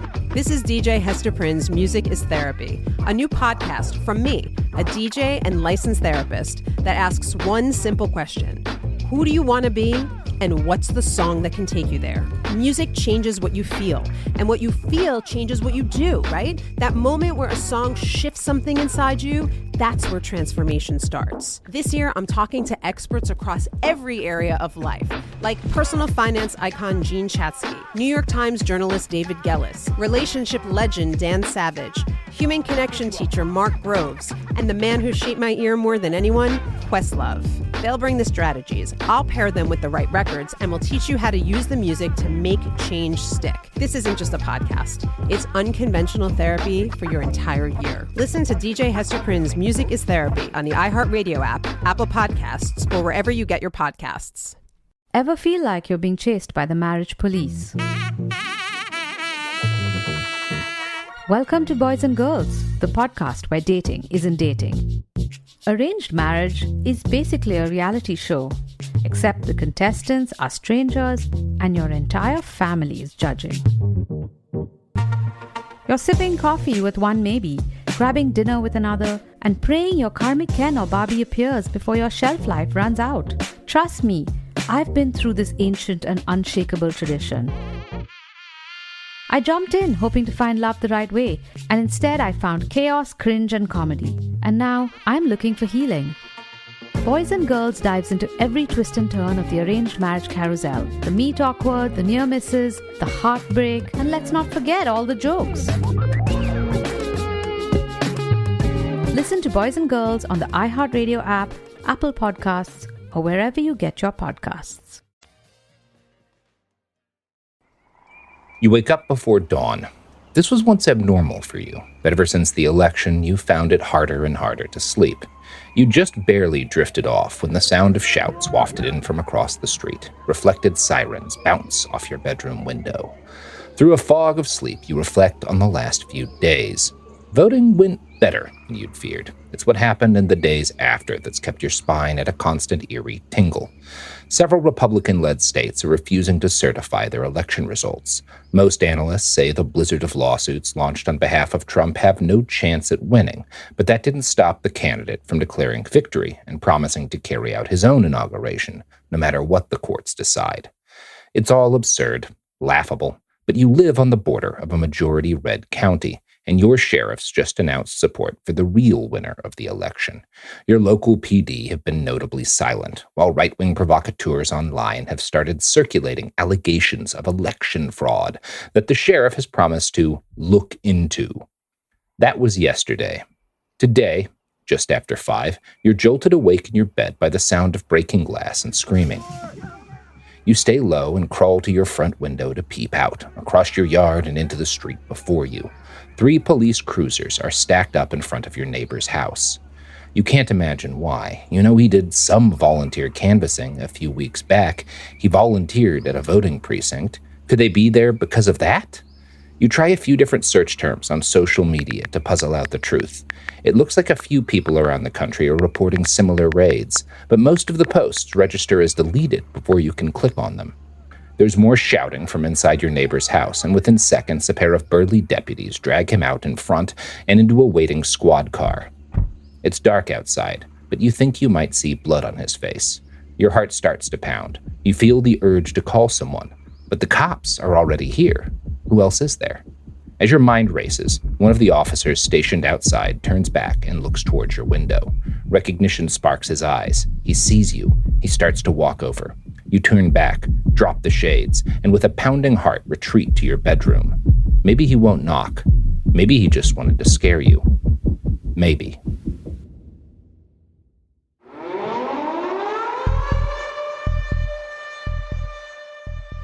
Hello, everyone, and welcome to It Could Happen Here. I'm Robert Evans, and back in early 2019, I released the first season of this show. It wasn't a daily news and politics podcast back then. Instead, it gave a focused argument for why a new U.S. Civil War was more frightening and possible than you might guess. Over the last few years, that belief has become, unfortunately, mainstream. It is no longer fringe or unique to talk about a new civil war as a real possibility. There was a blockbuster movie earlier this year based around presenting what it called a realistic picture of such a possibility. I'll leave my thoughts on that for another time. A Marist poll from earlier this year showed that 47% of Americans consider a second civil war likely or very likely. This is a massive shift considering where things were when I wrote this podcast series in 2019. That number includes an expected 53% of Republicans, but also 40% of Democrats and 41% of independents. Depending on how you want to see it, I've either been vindicated as much as is possible for someone in my line of work, or I've played an outsized role in creating a particularly dangerous egregore in the collective unconsciousness of our nation, effectively talking this possibility into being. I'm really not sure either way. My conscience has been troubled on that matter ever since the first episode started coming out. If you'll remember, midway through the first season, we dropped an extra episode I hadn't initially intended as part of the run, just trying to stop people from panicking. And ever since, I've kept that as a particular goal in my head. However you want to, think about this, the first season of It Could Happen Here undoubtedly helped to make my career. Today, Sophie and I run an entire network that employs several dozen people, largely on the strength of that series. And yet, I have no issue telling you that I don't have any idea how Election Day is going to go. We've had a lot of polls lately that seem much better for Harris. A number of pollsters are starting to shift. There's a good chance that they were hurting in the direction of Trump because they didn't want to underestimate him again. But there's also a good chance that, that Seltzer poll is an outlier. And now these guys are hurting in the direction of Harris winning because they don't want to be embarrassed. I really have no idea what's going to happen. My official stance is that it's probably pretty close to a coin flip, although maybe one that favors Harris now, more than one that favors Trump. Whatever happens, I don't know what's going to happen, let alone what's going to happen the day after. And as I sat down to write this episode, which is going to air on the day of the election, I went back and forth as to where the focus should be. I did consider doing another Don't Panic style episode. Perhaps that would have been the call. Depending on how today goes, people might either be listening to this and, relaxing or listening to this and in a heightened state of panic. It really depends on where things are and where things are in the counting of votes by this period of time. My reasoning on what I decided to do is pretty simple, which is that I think there's a good chance we either know or have a strong inkling of how this election is going to shake out by the time this episode airs. And at the time I write this, the indicators do look better for Harris than for Trump, enough that I'd say the election leans in her direction. And so I think there's a lot of value in talking about what might happen in the aftermath of that if Trump tries to protest the election results, and if he goes particularly trying to protest by force. And if that's the case, if that's the direction he lands in, I think these shooters that we have to worry about, and I mean that in the figurative sense, right? People who support him, people who will put skin in the game in order to try to force him into office. I think they're different than they were last time. I don't think the threat here is that a bunch of Proud Boys and the like raid the Capitol next January. I think the threat here has a lot more to do with licensed law enforcement officers who have already declared themselves in the tank for Trump. We ran an episode just the other day about the constitutional sheriff's movement. There's a lot to say about that. 1 in 4 law enforcement officers today report to a sheriff. They make 20% of all arrests in the country. Earlier this year, Wired published an article on the far-right sheriffs ready to disrupt the election. It focused heavily on Dar Leaf, who sits on the board of the Constitutional Sheriffs and Peace Officers Association, or CSPOA. Leaf, a Trump supporter and sheriff in Berry County, Michigan, has spent the lead up to this election investigating the 2020 election. He's tried to seize voting machines and run militia training courses where he offers to teach potential jurors, homeschoolers, ladies and gentlemen how to form an ad hoc posse, each member armed with, quote, a standard AR-15 type military-grade weapon and at least 500 rounds of ammo.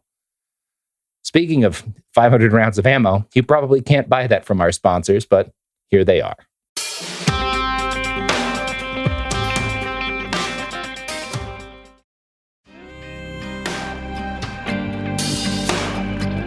We're back, and we're talking about a constitutional sheriff who sits on the board of that organization named Dar Leaf. Leaf has already promised to have his posse patrolling stations in Berry County to watch for evidence of fraud and illegal immigrant voting in what's expected to be one of the swing states this election might hinge on. Deeply reported articles like that Wired piece have warred in my own personal paranoia with troubling accounts on social media. The day before the election, which is when I wrote this, I came across a post on the Pennsylvania subreddit from a Philly voter titled, "My dad just got harassed by a police officer about the election." Quote, "He was driving down the old Lincoln Highway when a trooper stopped him and asked him if he was voting tomorrow. Trooper, will you be voting tomorrow? Dad, that's none of your business. Trooper, who are you voting for tomorrow? Dad, none of your business. Trooper, oh, so you're illegal." Now, the poster's dad, who is Hispanic, stated that he didn't have to answer that and asked if he was being detained. The trooper let him go. But later, according to the poster, this happened. When my dad went to the precinct, there were 3 other people there to report the exact same story, election harassment at a traffic stop. Turns out the officer or officers doing it aren't even from Bucks County or Pennsylvania. They're New Jersey state troopers, wild to cross state borders to harass people driving down the highway. In the lead up to the 2020 election, we were all deeply worried about the dangers of different far-right groups, militias, and organizations like the Proud Boys, who wore right-wing death squad patches and threatened to throw leftists out of helicopters when their god emperor won re-election. Today, most of those figures are either a spent force or something that cannot act on its own, reliant upon the backing of groups like the aforementioned constitutional sheriffs, or being empowered by a Trump-controlled White House if they want to have any hope of being directly relevant again. The positive side of this is that it allows us to triage our fears. The downside is that independent paramilitary actors are, in fact, something we can easily combat as individuals and communities. Portland proved that when it eventually won its 5-year street battle to oust these sundry right-wing groups from constant occupations of the city. When groups like the Proud Boys cross the line into outright violence, it is legal to meet them with defensive violence, and they can and have been beaten this way. That's simply not something the extant left-wing community defense organizations and political groups in this country can say and do against, for example, law enforcement entities hell-bent on executing a purge against the left. In rallies prior to the election, Trump has often merged promises to prosecute his political opponents, us, with promises to use ICE to deport 20 million illegals and to send in the military or federal law enforcement to clean up cities. I want to quote now from an article in the New Republic, reporting on a rally earlier this year in Wilmington, North Carolina. Today I am announcing a new plan to end all sanctuary cities in North Carolina and across our country, said Trump. No more sanctuary cities. As soon as I take office, we will immediately surge federal law enforcement to every city that is failing, which is a lot of them, to turn over criminal aliens, and we will hunt down and capture every single gang member, drug dealer, rapist, murderer, and migrant criminal that is being illegally harbored. The article goes on to note, Trump has previously vowed to militarize U.S. law enforcement to restore law and order to our cities, which he claimed have become cesspools of bloodshed and crime under President Joe Biden. Trump has argued that additional federal funding and forces would help supplement supposedly defunded police departments, but that extra help would only go to cities that complied with ICE.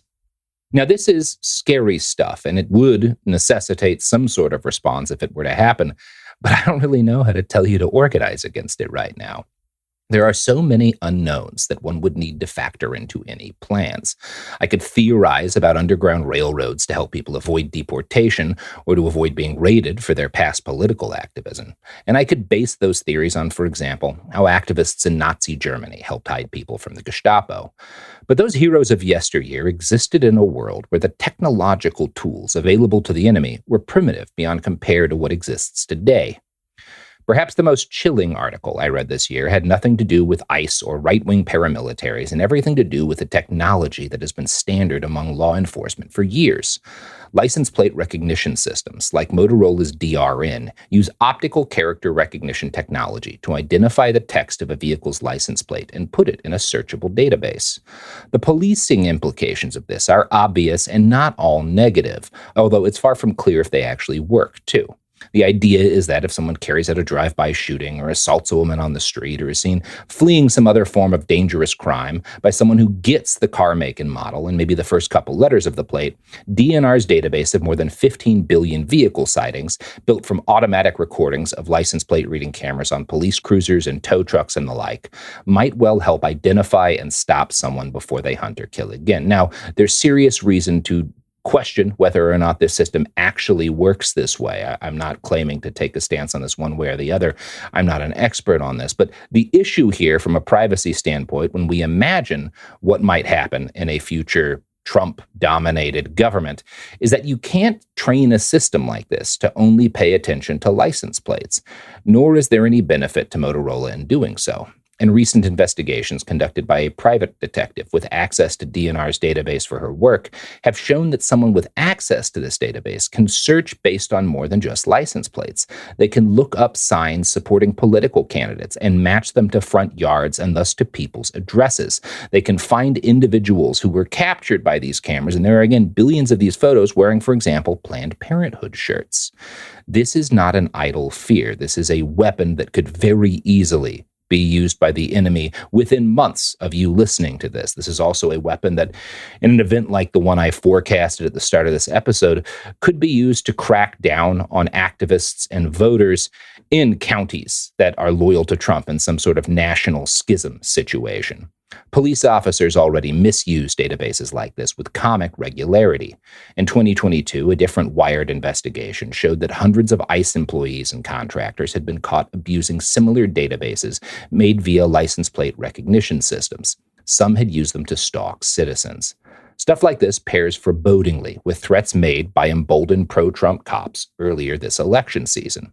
I'm talking about something that happened in September, when Ohio Sheriff of Portage County, Bruce Zukowski, posted a screenshot of a Fox News segment criticizing the current president over his immigration record and the impact of Haitian migrants on Springfield, Ohio.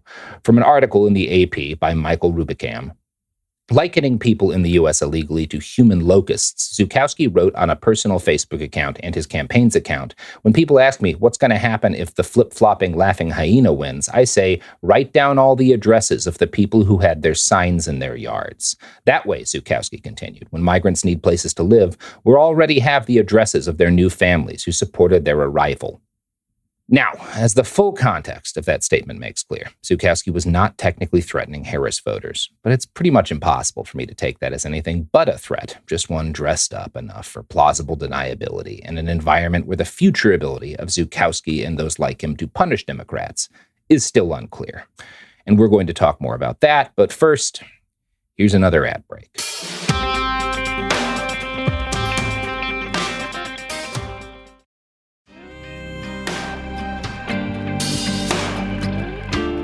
Now, I don't mean to make it sound like that there's nothing that can be done to fight against technological tools in the arsenal of repression like this. But I have no doubt that if the Republicans do take total power, they will read any positive election result for them as a mandate to punish the left and purge the people Trump has already repeatedly called the enemy within.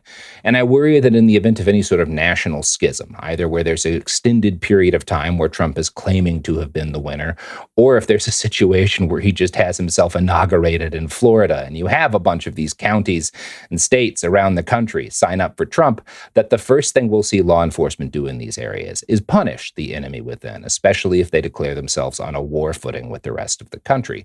These are all things that are maybe not the likeliest possibility here, but they are something to keep in mind, and they are something that represents a real danger at this point. I don't think anyone who's paid attention to the kinds of things the Republicans have been saying lately can deny that. Now, it is important to remember that whatever plan these people try won't work as well as they hope. We've been watching them for years, and if there's one thing you know about all of the people around Trump, it's that they're fuck-ups. That doesn't mean they can't win. It doesn't mean they're not dangerous. It just means that they're going to make mistakes. Now, those mistakes aren't going to be survivable for everybody that we care about, which is something that should be on your mind. Bruce and most of the Trump-aligned police, local and federal, still feel a need to couch their threats in deniable terms, though. But many on the far right have been less careful. And one thing we've seen as this election has lurched closer to its conclusion is a lot of people like particularly Elon Musk, have absolutely taken their masks off. Now, I think this had a lot to do with the fact that Trump was looking more like the favorite a couple of weeks ago. And they felt like after years of, having to do what Bruce did, having to cover up their outright eliminationist impulses, they no longer had to do that. Now, obviously, some influential people on the far right have been masked off for much longer, and this is something that should concern you as well. One of the most sinister examples of this is Jack Posobiec, a former U.S. Navy intelligence officer whose recent book, Unhumans, is framed as a secret history of communist revolutions. From an article in Mother Jones, quote, they being Posobiec and his co-author, claim, for as long as there have been beauty and truth, love and life, there have also been the ugly liars who hate and kill. And these people of anti-civilization have always gone by different names.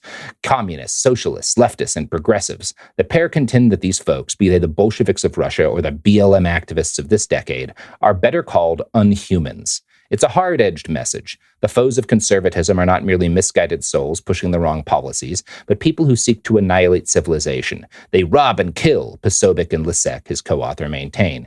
They don't believe what they say. They don't care about winning debates. They don't even want equality. They just want an excuse to destroy everything. They want an excuse to destroy you. Now, Jack has been a laughable character for much of his career, but his outright eliminationist rhetoric has had an audience in the halls of power. J.D. Vance himself provided a blurb for the book, claiming it shows us what to do to fight back. Steve Bannon, meanwhile, wrote the foreword. Now, I started this episode with a fictional vignette, imagining what might happen if Trump chooses to contest the election with outright force, and he might. The good news is I think that such an effort would be doomed to fail. If he sticks to the courts, trying to refuse certifications and kick the election to the House, he has a better chance at succeeding. And it is possible that isolated thefts of ballots and arrests of poll workers could play into a broader effort like this. But doing so is a big risk. My gut tells me that moving so openly, resorting to violence first, creates a situation in which the Biden administration and the incoming Harris administration would have to respond with force. There would have to be consequences. And given that they currently control the arsenal of state power, I think they would win even in the event that you have all of these sheriffs break for Trump and some sort of insurgent situation develop. If that were to happen, having backed this insurgency would put Trump in real jeopardy, and it would put a lot of his backers in jeopardy as well. It might even force consequences for provocateurs like Posobiec and even Elon Musk. Backing an outright violent coup is almost the only thing I can imagine putting Musk behind bars. There are pieces of this logic train that I find comforting, but there are also pieces that aren't. Many of us, me included, made the mistake of assuming that after January 6th, 2021, Trumpism might finally be a spent force. He'd gambled too much and he'd lost too big. But despite the existential threat he presented himself as being, the Democratic Party and the Merrick Garland Justice Department largely chose mercy for the main players. I suspect anything short of armed insurrection will see a similar reaction from them this year. I don't believe Musk's fears that the Democrats will throw him in prison if Harris wins are real. I read that instead as his own predictive justification for the violence he'd like to support against his political enemies. That desire won't go away just because Trump rides off into the sunset and the Republican Party has to go searching for another Führer. If we defer their dream, it will simply sit under the floorboards and fester, waiting for the next opportunity, and that won't take long. Kamala will inherit a broken system and a world where climate change and conflict are on the rise. Low-information voters, less literate by the day, will continue to swing back and forth. The feral beast we've heard growling all year long will surge forward, all the hungrier for being made to wait. If you've kept up with our election coverage this year, you've probably noticed that we haven't endorsed any candidates and I haven't wasted any time advising our listeners to vote. I happen to be someone who does think a Harris win represents substantially less harm than a Trump win to a lot of people, but I don't think that the folks who listen to our podcast are waiting for me to make that decision for them. I don't agree with the anti-electoralist side of things on every matter, but one place where I do agree with them is that a Harris win won't fix what's broken. It represents the historic equivalent of jinking out of the way in a dogfight. Necessary, maybe, but not something that guarantees future security. Hey everybody, Robert here. I've changed location, so sorry if it sounds a little bit different. I'm currently in a cabin, waiting out the election, trying not to think too much about it. But I wrote a new ending to this because I just thought that what I had there was incomplete. Now, when it comes to what does work in the long run to beat these people, my mind is drawn back constantly to perhaps an odd place, a 2011 article in the scientific journal Nature titled The Evolution of Overconfidence. Now, the gist is that this was an attempt by two scientists to solve the evolutionary mystery of the Dunning-Kruger effect. It seems to be extraordinarily common for people who know very little about a subject to overestimate their competence in it. This is probably why so many Americans think they could win a fist fight with a bear. Such a phenomenon seems profoundly maladaptive. How could overestimating our abilities provide any kind of benefit to evolutionary fitness? The explanation devised in this paper is that overconfidence is beneficial more often than not, because in a hypothetical situation where two organisms are competing for a resource and evenly matched in the event of a fight, the organism that is more confident is likelier to reach for that resource. If they do, one of three things can happen. They fight and win, they fight and lose, or the other organism backs away, insecure in its chances of victory, and they get that resource without even fighting for it. Such a scenario favors the overconfident individual, so much so that it might explain why many of us seem to have a built-in tendency to irrationally judge our own capabilities. Now, I first became aware of this research almost a decade ago when I started work on my first published book, A Brief History of Vice. At the time, I found it interesting because it posited a likely adaptive basis for a kind of bad behavior, and that's what my whole book was about. In the years since, though, I've come to see it as the fundamental underlying explanation for how fascists win. It's well established that fascist regimes and individuals themselves are bad at threat modeling. We can bring up examples as varied as the invasion of the Soviet Union or that Proud Boy who got shot in Portland after picking the wrong fight, and of course, January 6th. There are many examples to choose from, but as often as they fail, the success of these movements is also based entirely on their willingness to dare, and the fact that liberals in particular are often too frightened and cautious to confront them. We are still dealing with Donald Trump and his foot soldiers in 2024 because no one quite had the guts to confront him to the degree he needed to be confronted. Doing so would have meant taking unprecedented legal steps and risking right-wing backlash that likely would have included acts of terrorism. In the end, most people with any say in the matter chose to either back away or, at best, pull their punches until after the election. On other episodes of this show, our correspondent Mia and I have talked about the actual path to destroying the far-right's organizational and electoral base. We are up against a coalition of used car dealers, supplement salesmen, multi-level marketing ghouls, sheriffs taking blatantly unconstitutional stances on their own power, and churches that by any decent measure lost their justification for tax-exempt status years ago.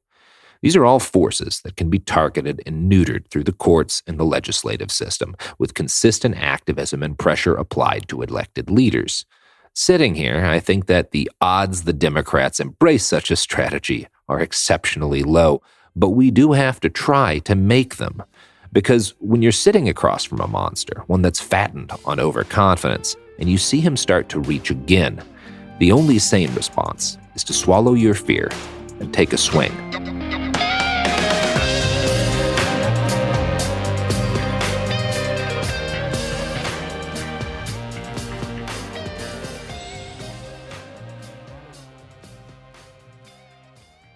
You know Roald Dahl, the writer who thought up Willy Wonka, Matilda, and the BFG.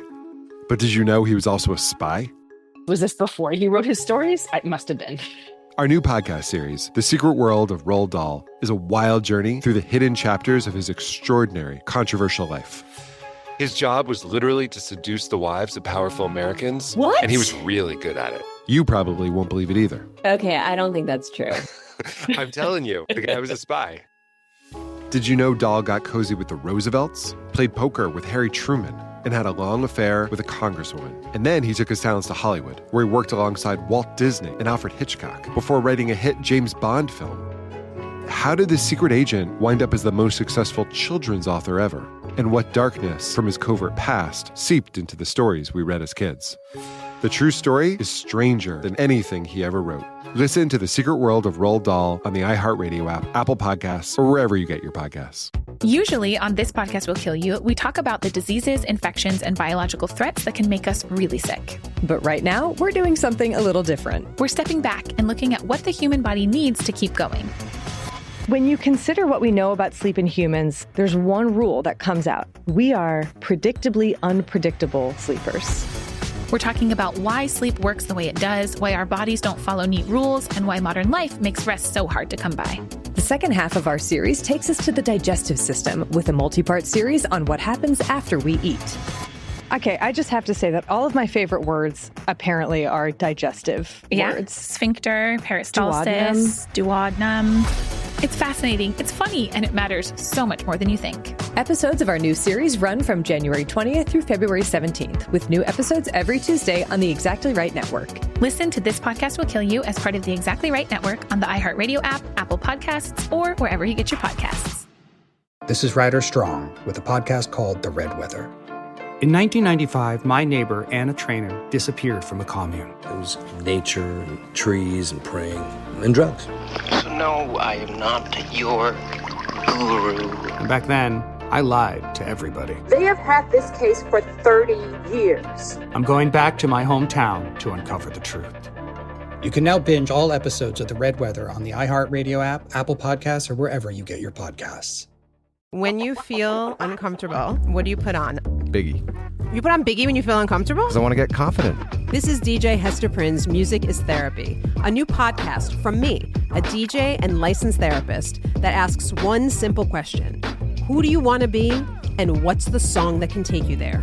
Music changes what you feel, and what you feel changes what you do, right? That moment where a song shifts something inside you, that's where transformation starts. This year, I'm talking to experts across every area of life, like personal finance icon Jean Chatzky, New York Times journalist David Gellis, relationship legend Dan Savage, human connection teacher Mark Groves, and the man who shaped my ear more than anyone, Questlove. They'll bring the strategies, I'll pair them with the right records, and we'll teach you how to use the music to make change stick. This isn't just a podcast. It's unconventional therapy for your entire year. Listen to DJ Hester Prynne's Music is Therapy on the iHeartRadio app, Apple Podcasts, or wherever you get your podcasts. Ever feel like you're being chased by the marriage police? Welcome to Boys and Girls, the podcast where dating isn't dating. Arranged marriage is basically a reality show, except the contestants are strangers and your entire family is judging. You're sipping coffee with one maybe, grabbing dinner with another, and praying your karmic Ken or Barbie appears before your shelf life runs out. Trust me, I've been through this ancient and unshakable tradition. I jumped in hoping to find love the right way, and instead I found chaos, cringe, and comedy. And now I'm looking for healing. Boys and Girls dives into every twist and turn of the arranged marriage carousel. The meet awkward, the near misses, the heartbreak, and let's not forget all the jokes. Listen to Boys and Girls on the iHeartRadio app, Apple Podcasts, or wherever you get your podcasts.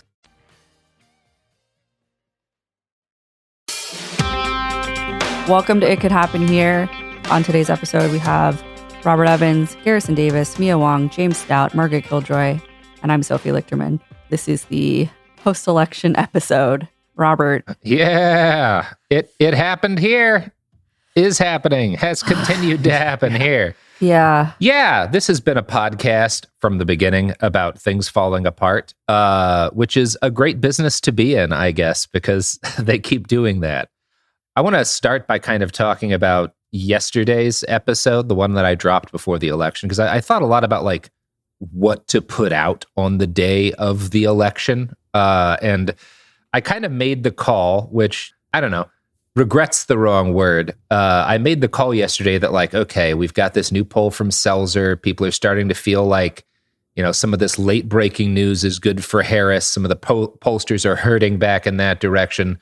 I probably should do something to kind of like pump the brakes on enthusiasm and remind people that even if she wins, there's still a lot of dangers out there, right? Because that's what I saw as like the big threat model is Harris is likely to win, and then people are going to forget about these constitutional sheriffs and all these different kind of like right-wing ghouls that will still be a problem if we don't take care of them, right? If we don't do anything to actually like hamper their ability to exercise power.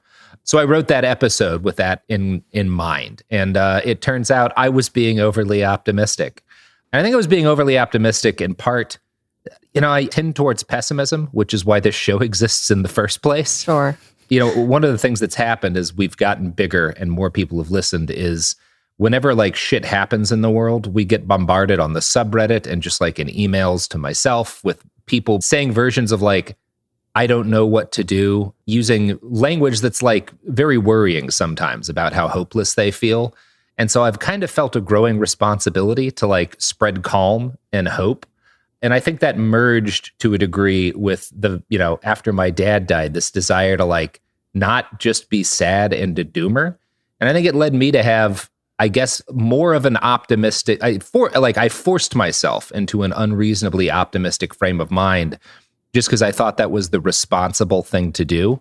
And I guess I'm kind of like evaluating that now. Like, what should I have done differently, you know, if I'd been in a more logical state of mind? And I guess the answer is, I don't know how to be in a more logical state of mind. Like, the problem is there's so much, you know, you've got this hyper object of a political realignment happening in our country in this very dark direction. You're also trying to deal with, and I'm sure everyone listening is dealing with versions of this on their own, you know, people you care about getting sick and dying and, you know, losing jobs or having to start new ones and embarking, you know, starting to become a parent or whatever. Like, everybody's got all these massive things in their own lives, and like trying to keep a completely rational perspective on the political happenings in this country while remaining unaffected from like the way in which your own life is going to color your optimism and biases is probably a hopeless cause to some extent, which I guess is part of why we're here, to try and, as a collective, offer people our most reasonable sort of averaged opinion about what's going to happen. So I guess that's what we're going to try to do here. That's what I've got to start with. I mean, hope is illogical, but it is necessary. And I think that's really where we have to start. I'm going to toss over to Margaret real quick. About hope? Yeah. Yeah, Margaret, fix this for us. I just to say, I woke up today with some hope. And I think a lot of that is from my friendship with Margaret. And I don't think there's a better person to talk about that than her. Yeah, Margaret. I appreciate that. I often make the joke about the fact that I named myself Killjoy in my 20s and then became a professional optimist. But I think that actually it could happen here. I think folks here do it really well. Sometimes determination is almost sometimes the right word instead of hope, right? Or like optimism isn't always the right word because you're like, well, bad things are happening and they're going to happen and they're going to keep happening, right? And so sometimes we look at like climate change, for example, which is the broader problem. You know, you're like, well, no matter what we do, it's going to get worse. And so the immediate electoral problem in front of us, like no matter what happens, it's going to get worse before it gets better. But we need to stay aware of that and stop pretending like the bad things aren't coming, while then still looking at saying like, well, what can we do? And for me, the thing that I focus on, I have a therapist friend who talks about how agency is the opposite of trauma. You know, and that the more that we act with agency while bad things are happening, the less that they destroy us emotionally. And so I think that focusing on what can we do is just incredibly useful and necessary. And also the fact that things are in turmoil right now, and that means lots of bad things are happening, the old status quo is gone. We saw that with the defeat of the Democrats. Their whole thing is that they doubled down on the old status quo. And people don't want that. People want something different. And Trump offers something different, a very horrible nightmare thing that's different. And the Democrats did not offer something different. And so I actually think in a weird way, we are in a good position to, on a grassroots level, build something different and say that people want something different. And I think that by working towards something different and better, well, it's the best way to keep our own spirits up, you know? Yeah. Thanks, Magpie. I absolutely agree. James, what's your perspective here? Yeah, like it goes without saying that like Trump's proposed border policies are horrific and his proposed migration policies are horrific. Harris's were also bad. I think like that doesn't mean that Trump's are acceptable or the same. They're not. But also like I think having spent as much time as I have with refugees, having spent as much time as I have with people who have gone through things that are horrific and like state hostility, state violence, civil war, etc. Like I have a lot of hope that like Margaret said, right? There's this quote from Deportation that probably isn't real about how like we're not afraid of ruins and we've lived in ruins our whole lives and we'll build our future in the ruins of the old world. But like when I think about the next 4 years, like the state will be absent or hostile. Right? Absent at best and hostile at worst. It's been that way at the border for a very long time. Yeah. And we've built our little community and our little world. And like when I am sad, when I'm despairing, when I'm scared, I think about the things that we did in the last year, right? We fed tens of thousands of people by ourselves. And in doing that, we demonstrated how powerful we are in the absence of the state. Because the state wasn't there or the state was actively hostile, we were able to step in. And from nothing, we were able to build something that took care of people who needed to be taken care of. And that, like, we're not special or unique. You know, we didn't have like some incredible structure here before. People just showed up to help people. And like more people will need to do that now. And that will mean that there are more people in difficult places who need help, right? But that doesn't mean that you can't do it. If we can do it, you can do it. And having done it has made me less... I'm not as scared as I would be if I felt like I was on my own, or if I felt like that we can't deal with this because we can. And I know that because we have. And obviously that's something we're going to focus on, right? We have between now and the middle of January, I have no idea how many weeks or days that is, but it's a lot of time to organize, and it's a lot of time to put aside some of the differences we might have, some of the petty disagreements we might have, some of the shit that people have said on twitter.com, and like get together and organize and build a way of taking care of each other that doesn't rely on the state, because that's always been what we needed, and we need it now even more so. Yeah.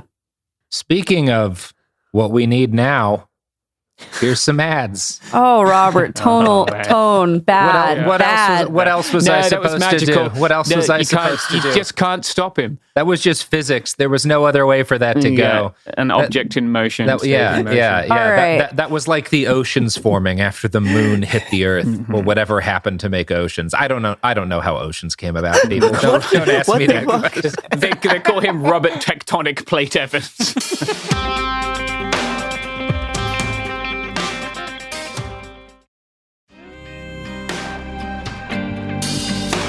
All right, welcome back to It Could Happen Here, where it is happening here, and Robert still can't help himself to make strange ad transitions.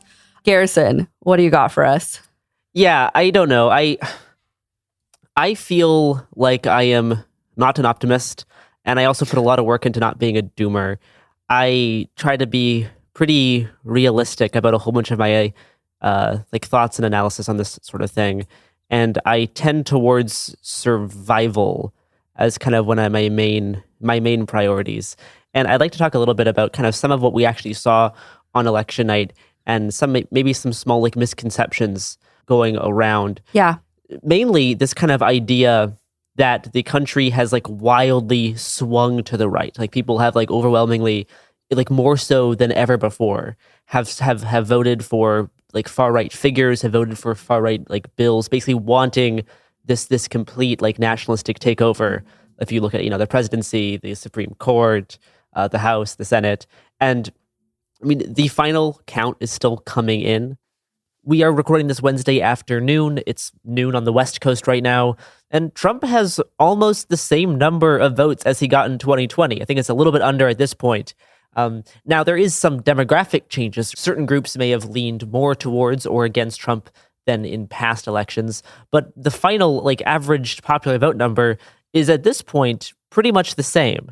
Now, kind of why this has happened, why he's still kind of sweeping all of these swing states, is we've kind of had a collapse of trust in the Democratic Party, and you could attribute this to a lot of things. I don't think it's a single thing. It is obviously a confluence of events. I think one of the big things is like 9% inflation is kind of hard to beat. If people, to Margaret's point earlier, they're looking for something different, and Harris meaningfully was not offering anything like substantially different. She's the VP, right? Like she has that legacy. I don't think Biden could have done much more to alter the inflation, but like that doesn't matter. People feel this. And that's very strong. And there's other reasons why people have kind of lost faith in the Democratic Party or aren't as willing to come out in as high numbers as we saw back in 2020. And crucially, but back in 2020, in a lot of the swing states, the vote was very close. Although the popular vote swung pretty heavily towards Biden, in a lot of the crucial swing states, in some of the states, he was only like 20,000 votes ahead. Like it was a pretty tight race in some of those states. Yeah. Now, the other thing I'm kind of seeing, which kind of reflects this idea that like the country hasn't wildly, like the average people haven't wildly become more fascist. It's that even in states that have elected Trump, they have also passed like a decent number of progressive initiatives, including abortion rights. Voters in Arizona and Missouri approved ballot initiatives that will serve to protect abortion rights until like further laws are in the books. And in Maryland, in Montana, Nevada, and New York, where abortion is legal, and Colorado, where there's no laws restricting abortion, they all passed measures that enshrine those rights into law. Now, Florida, unfortunately, was not able to do this due to the supermajority rules. Even though a majority of people did vote for this in Florida, they did not reach the 60% threshold. So that did not pass in Florida. But 57%, though. Very close. It was close, and it was an outright majority. Yeah, so people are willing to vote for these types of things, even if they're unwilling to vote for a Democrat at the top of the ticket. And like this is something that is worth considering when trying to figure out what exactly happened here and consider why people have kind of lost faith in the Democratic Party as a reliable institution to improve their lives or represent the things that they believe in. The Gaza issue being kind of the prime example of this in the past year. One other thing I was thinking about this morning when trying to kind of look forward and imagine what the next 4 years would look like, specifically with the concern of figures like Elon Musk and RFK Jr. being put into pretty important positions of government, right? The idea that RFK Jr. is going to be in charge of the CDC and determine public health policies for the country is a very worrying prospect. Having Elon Musk in a senior advisory role in some kind of governmental department of efficiency doesn't sound great. But as I was having my coffee next to a beautiful river in the mountains of North Georgia this morning, I was thinking about Steve Bannon because my brain is just fucked up like that. But specifically, how Trump used Steve Bannon to get elected back in 2016, even though Bannon's actual tenure at the White House was quite short-lived for whatever reasons. Like, personality clashes with Trump happen all the time, and he loses friends and advisors at a pretty frequent rate. And I think because Trump is just like petty and, ableist and a bad guy, he might just find RFK Jr. and Elon Musk annoying to be around. Considering RFK Jr.'s speech impediment and Elon Musk's apparent neurodiversity, Trump just might not want to be around them. Yeah. So even though he did utilize both these figures to get elected, albeit slightly later on in the campaign, it took a while for Musk to kind of worm his way into Trump's orbit, I am not convinced that they will have direct access to Trump for very long. Now, this could happen, but if you look at Steve Bannon, who was similarly a worrying figure, he did not last very long beside Trump. So something like this could happen. Now, I don't think it'll happen the exact same way. Elon Musk has been positioning himself to have the government be reliant on him for contracting, and he'll probably continue to exist in some form in that regard. But in terms of his direct influence on the White House and controlling sectors of government, this won't necessarily be a 4-year thing.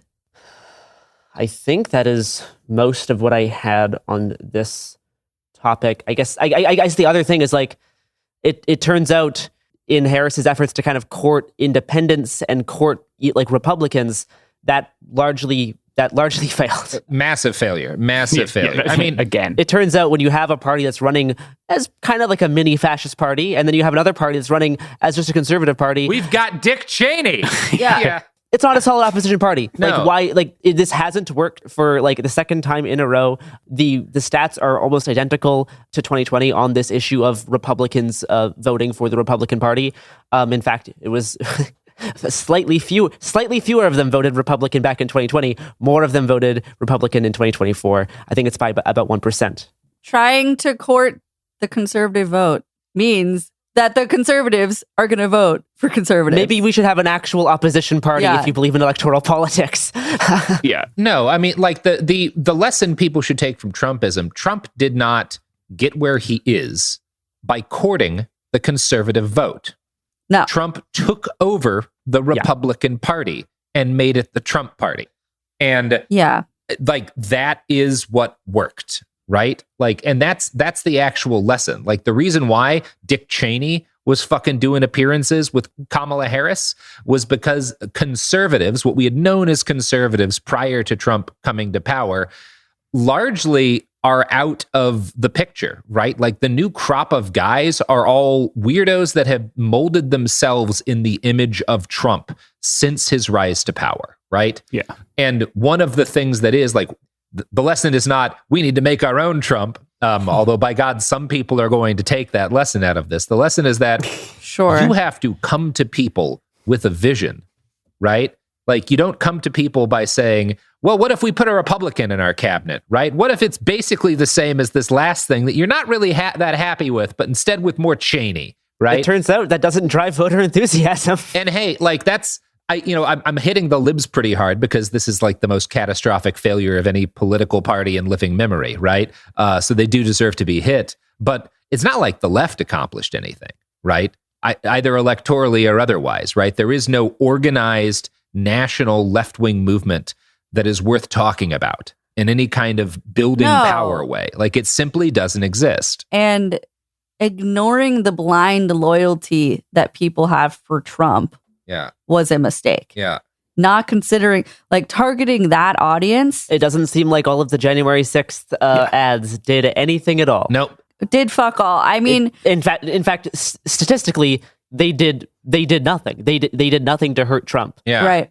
If Trump gets essentially the same total number of votes, they didn't do anything to hurt him. That strategy was not successful. Yeah. You have to offer something, and just the large swath of like electoral nihilism that the Democratic Party keeps running up against continues to be its most like existential threat.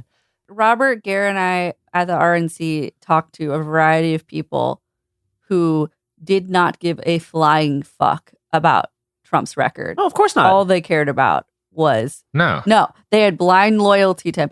I posted this on twitter.com, and I'm thinking specifically of the woman that was like, compared Trump's evil, for lack of a better word.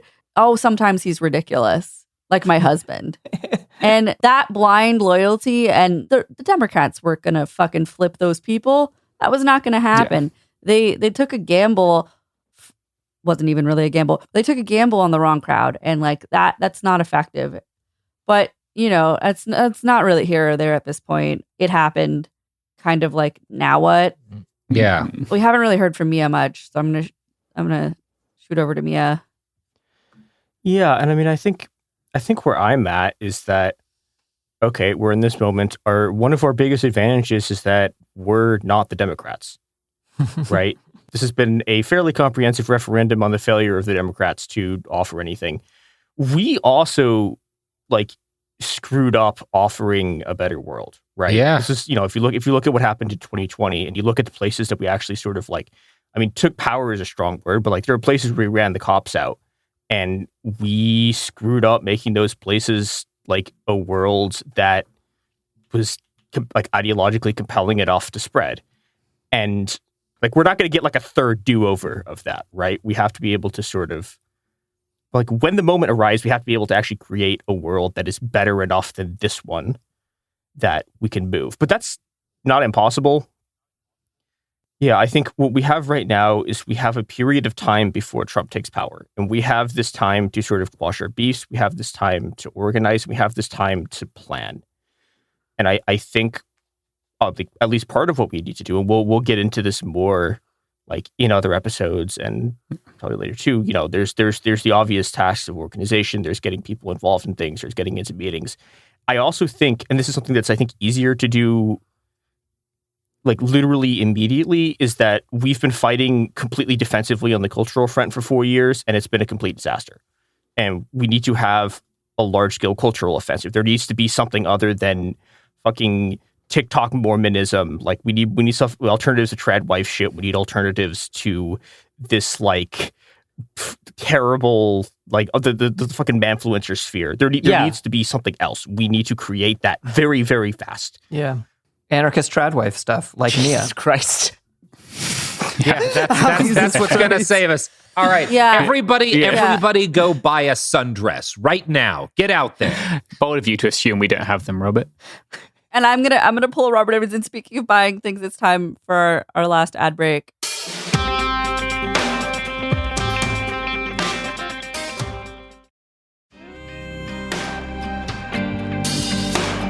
All right, we're back, and I do want to get into a little bit more specifics of what can we do now, and I just want to say a fucking lot. The cards are on the table. It's going to be a busy 4 years. Yeah. I attended Margaret's book signing last week, and I've attended lots of our events. And one of the questions and Q&As, and one of the questions that gets asked all the time is, how do I get involved? How do I meet people? How do I do these things? And, I want to get into that. I also want to give some very basic, tangible advice. Don't post stupid things on the internet. If somebody tells you we need to go out and engage in revolutionary activity, maybe sit at home right now. You don't want to come into this thing with a criminal record. Nobody is making good plans right now. Go make good ones. Don't just reactively show up and follow someone with a clipboard in the streets. Don't post actionable threats on the internet. don't post that picture of that comedian that gave that really funny joke. Just don't do it. There's no reason to. It's not cool. Yeah. Like, don't. if you know what comedian I'm talking about, you'll get it. Yeah. You'll get it. If you're going to, get messed up, use substances in order to cope with things, log out of social media on all of your devices first, Like, yeah. Sounds like that's some advice you were giving yourself. I'm sober as a church mouse, Sophie. Just coffee and clean mountain air for me. A very basic recommendation that I have for people is to get Delete Me. Yeah. Mm-hmm. It is worth the investment. It is a good product. That is what I'll say. Yes. Delete Me is a service that helps purge aspects of your public record from the internet, right? There's a lot of different sites. Like, you have been involved if you are a person who participates in the economy through the internet, right? If you buy things through the internet, your shit has been leaked, right? Their, tagline is your private information is no longer private. Right. And so essentially what they do is they scour the internet and remove your personal data from online. And they don't do that once. They continuously do it. This is like a fantastic plug for the product. They are not paying us. Yeah. Let's just say the Church of Scientology could not find me. Hell yeah. So I will say there is some alternatives to Delete Me that are trying to get up and running. We might do a full episode on data removal in the future. Mm-hmm. Yeah, we definitely should. It does require you to also do manual inputs. There are certain sites that Delete Me. When they send takedown requests to data brokers, certain sites will not comply. You have to send in requests manually. It's pretty simple, but they will give you a list of certain sites as well to go through this process manually. Yeah. But I think like kind of the last thing we want to talk about is like we have 75 days, right, to like prepare for stuff. We have 75 days to prepare for the next 4 years. In some ways, it's going to kind of be like 2017 to 2019 again, which was a very busy time. Kind of all of the right-wing ghouls that have been hiding under the rocks the past few years because of the liberal DOJ will probably start coming out of the woodwork. Yeah. There's going to be, a lot more stuff going on. And, those of us that are here were able to make it through those years. Some of your friends probably weren't able to. Yeah. And it is up to us to take care of each other, to try to ensure that ourselves and people we know have a better chance of making it through these next 4 years. And I think kind of lastly, I'd like to kind of just go around talking about like what that will look like and how to kind of start that process, especially during these first 75 days. Like brunch is over. Brunch has been over for a while. Brunch should have never started. Yeah. But brunch is over now. Yeah. So what can we do in these next 75 days? Yeah. It's share your black coffee with friends time. Share your black coffee with friends. Maybe cork the champagne. Yeah. Yeah. Yeah, cork the champagne. Keep drinking that orange juice, though. You don't have enough vitamin C. Or when you and your anarchist tradwife friends get together for brunch, just make sure to actually talk about real radical things you can do. Because if you already have a way of gathering with your friends, you should just turn it into talking about more than just how your day is. Absolutely. Yeah. I feel like I need to put on the record that what I said, that what I was trying to say is we need feminism, not anti-tradwife. I don't know how that was conveyed. I was trying to recruit you into my tradwife cult. No. Thank you for clarifying, Mia, but that was very much understood. But being a little bit literal right now is not bad. Yeah, Gare, so true. I just think about like the ways that I've found my people and the way that I have made my community. Obviously, like the taglines of, talk to your neighbors and things like that are absolutely important. But the recommendation, obviously joining orgs are great. Sure, that's a great talking point, but that's not really how I met my community. The people that are essentially my family now, I met by going to content and different creators' shows and music and different events where we had mutual interests, even if that meant that I had to drive pretty far, and found people that liked the things that I like. And it turns out a lot of the people that like the things you like believe the things you believe. And if they don't, they're usually pretty open to hearing you out. Yeah. And I think it's super important to listen to your friends. And also, like I've said this quite a bit, support your friend's weird hobby. Yeah. That's super crucial. Listen to the people around you. And it's not easy. I had basically no friends for a very long time because I did not have the right people around me. And it took a lot of effort to find my core humans. I mean, I'm not recommending this and several of us did do this. I moved to a different state. You save up for it. It's definitely not affordable thing to do. Yeah. Definitely not an easy thing to do. But I don't know where I would be without those people. And I love them. Yeah, politics and culture do go hand in hand in so many ways, and kind of cultural engagement and ways to kind of grow your social network, especially, in places where there's, in my case, like trans people, queer people that I'm kind of around, and people who I'm like, concerned about, like personally, people I like know, going into these next 4 years. I guess like the biggest thing I was kind of thinking about last night is like, yes, these next 4 years are going to suck. And in many ways, it'll just be like, everything will just get slightly worse. But like, I know that myself and those I know like immediately around me will be fine. Like we will be okay. Things will be worse, but we already have networks. We already have community. We have these things built up to take care of each other and provide the things that we need. And this is something that we'll be talking more about in kind of the next few months. Like we have that, and that's taken effort. That doesn't just happen by itself. It requires effort, and it requires resistance to this idea of like community nihilism, this kind of belief that like community is like not a real thing, that doesn't actually exist, which is a very privileged thing to believe, because there's people out there who rely on this and will continue to rely on this even more in these next few years. But there are those without that, and that's the people I'm most concerned about. Yeah, it's queer kids, it's trans kids who do not have those networks, do not have those communities, people who are isolated. Like that is who I am most concerned about, and I understand the impulse to kind of isolate and just go online because that's safer than having to go out into the real world, or at least it feels safer.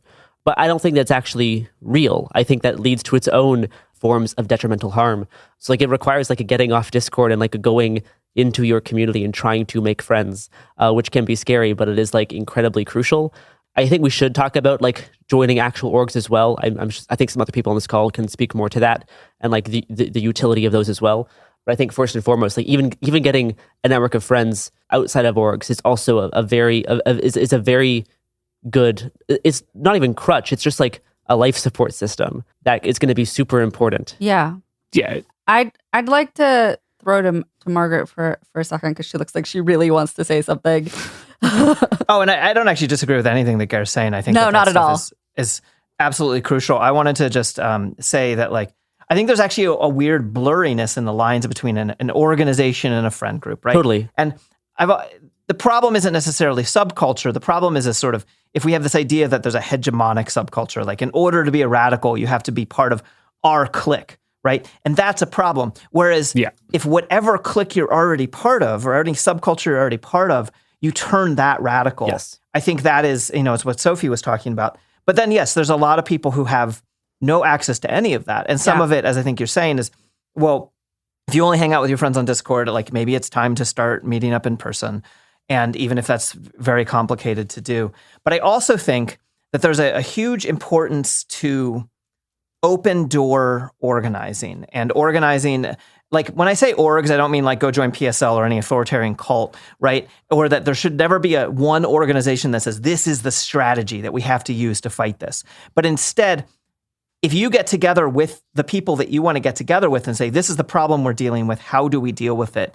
And that is how you can create an organization. And if you do that, many of those organizations, I would hope, would have open door policies and be public, because there are so many isolated people who want to be involved, who don't have any kind of like cultural cachet with which to get into a more subcultural group. Yes. I think this is why churches are very good at recruiting, unfortunately, well, depending on the church. But like, because you can just show up and they'll be like, okay, you have a community now, right? And that is what people desperately want, I think, right now. And we have to be careful. We don't want to just be like, oh, therefore we should replicate what they do. But I think that overall, what our movement needs is, instead of gatekeepers, we need ushers.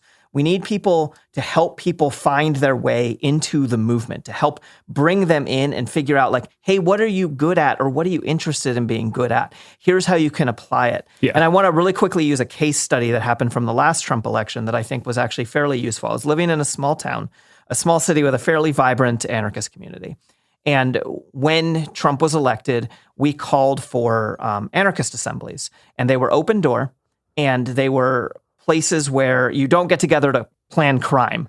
But all of these different mutual aid groups would come and bring representation, and people would say, this is what we're working on. This is what we can use help with. And they weren't decision-making bodies. They were information-sharing bodies. And a lot of different groups spun up out of it that are still around, like herbal clinics and different mutual aid organizations, because we just said, hey, everyone who cares about this, let's get together and talk about what we want to do. Yeah. And I found that to be an incredibly useful thing. And it's like the kind of thing I would pitch to people. Is not necessarily, and if you're not an anarchist, don't do it as the anarchist thing. Yeah, that's what I care about. That's what I'm excited about. Yeah, I just wanted to offer, like, first of all, like, get outside if you can, like, touch grass. I know touch grass can be very condescending, and I don't mean it like that. I just, like, I was feeling stressed last week, and I went off, and I climbed to the top of a mountain, and I sat there by myself for a while, and it was nice, and it was so quiet, I could hear, like, this little hawk's wings beating, and that was really good for me. That's what I like to hear. It would not have changed the outcome one bit if I had stayed and sat on twitter.com for 4 hours instead of doing that. So I want you to all take time for yourselves and do things that kind of make you feel hopeful. I want to build off what Margaret said. There are so many skills that all of you have that you could share with someone. I think when I started being an anarchist, it was largely because I was going to a bike co-op, and like, people shared their skills with me, and I shared my skills with them, and we all shared our stuff with each other. And I worked out that we could just rely on other people for that shit, and it didn't need to be hierarchical or based on some transfer of material goods. People just want to help each other. And a lot of people have messaged me saying that, like, they know that I participate in mutual aid and they want you to.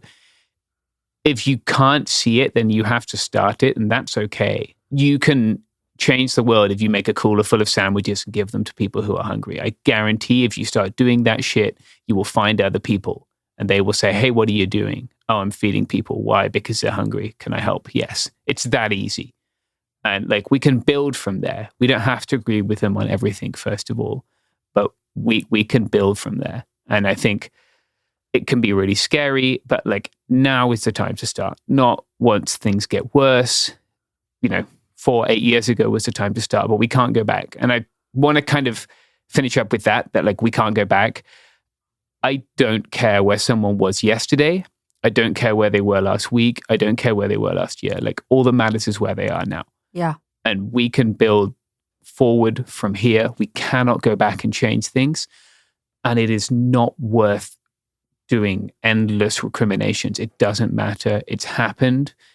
It's on us to decide how we react now. And you can react in a way that strengthens our communities and that builds ways of taking care of each other, which aren't ways of controlling each other. That's all that you need to do to make this so much less despairing, so much less terrible, and so much less deadly for some people. And I know that we're doing that here. Check in on my friends I'm in the Darien Gap. I'm checking in on my mutual aid friends. And if you don't have that, I want you to build that. And I promise it's not something that's out of reach. Like, you can do it. Yeah, I want to add one last thing. I think a lot of people think they don't have skills. You do have skills. The thing that I did when I started organizing was I moved chairs around so that people could have meetings by moving chairs. And I helped take care of people's kids.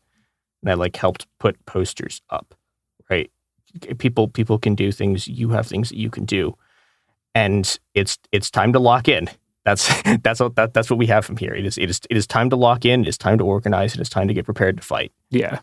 Yeah, this is just the first episode after the election. In the coming weeks, coming days, coming months, we're going to go into very specific detail on things. We are going to provide different information and resources and continue to defend against disinformation and misinformation. And this is a fucking daily show. We will be getting into all of these topics, especially in these next 75 days to help prepare, just topic by topic. Yeah. It's gonna be a long 4 years.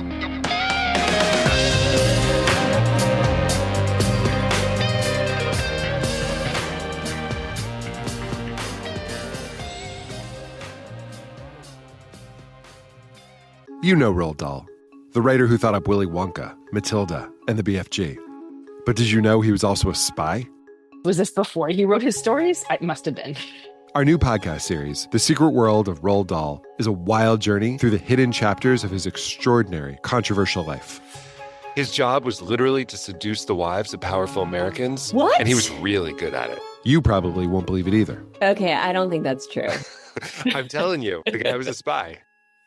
Did you know Dahl got cozy with the Roosevelts, played poker with Harry Truman, and had a long affair with a congresswoman? And then he took his talents to Hollywood, where he worked alongside Walt Disney and Alfred Hitchcock before writing a hit James Bond film. How did this secret agent wind up as the most successful children's author ever? And what darkness from his covert past seeped into the stories we read as kids? The true story is stranger than anything he ever wrote. Listen to The Secret World of Roald Dahl on the iHeartRadio app, Apple Podcasts, or wherever you get your podcasts. Usually on This Podcast Will Kill You, we talk about the diseases, infections, and biological threats that can make us really sick. But right now, we're doing something a little different. We're stepping back and looking at what the human body needs to keep going. When you consider what we know about sleep in humans, there's one rule that comes out. We are predictably unpredictable sleepers. We're talking about why sleep works the way it does, why our bodies don't follow neat rules, and why modern life makes rest so hard to come by. The second half of our series takes us to the digestive system with a multi-part series on what happens after we eat.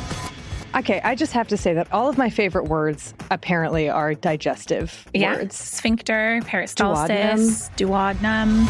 It's fascinating, it's funny, and it matters so much more than you think. Episodes of our new series run from January 20th through February 17th, with new episodes every Tuesday on the Exactly Right Network. Listen to This Podcast Will Kill You as part of the Exactly Right Network on the iHeartRadio app, Apple Podcasts, or wherever you get your podcasts. This is Ryder Strong with a podcast called The Red Weather. In 1995, my neighbor, Anna Trainer, disappeared from a commune. It was nature and trees and praying and drugs. So no, I am not your guru. And back then, I lied to everybody. They have had this case for 30 years. I'm going back to my hometown to uncover the truth. You can now binge all episodes of The Red Weather on the iHeartRadio app, Apple Podcasts, or wherever you get your podcasts. When you feel uncomfortable, what do you put on? Biggie. You put on Biggie when you feel uncomfortable? Because I want to get confident. This is DJ Hester Prynne's Music is Therapy, a new podcast from me, a DJ and licensed therapist that asks one simple question. Who do you want to be? And what's the song that can take you there? Music changes what you feel, and what you feel changes what you do, right? That moment where a song shifts something inside you, that's where transformation starts. This year, I'm talking to experts across every area of life, like personal finance icon Gene Chatsky, New York Times journalist David Gellis, relationship legend Dan Savage, human connection teacher Mark Groves, and the man who shaped my ear more than anyone, Questlove.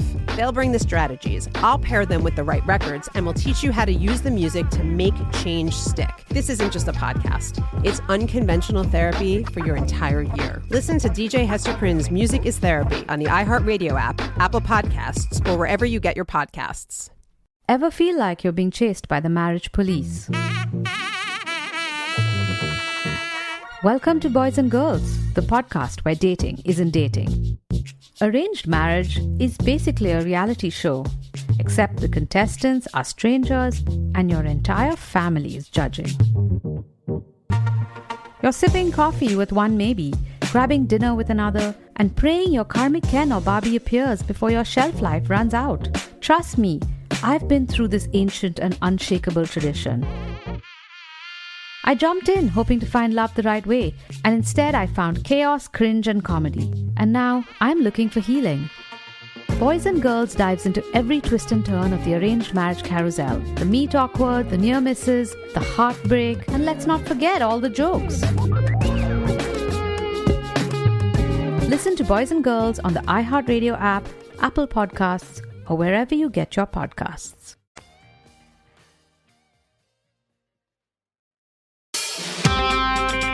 Welcome to It Could Happen Here, a podcast about things crumbling and how to pick up the pieces. Woo! Crumbling. We love to crumble.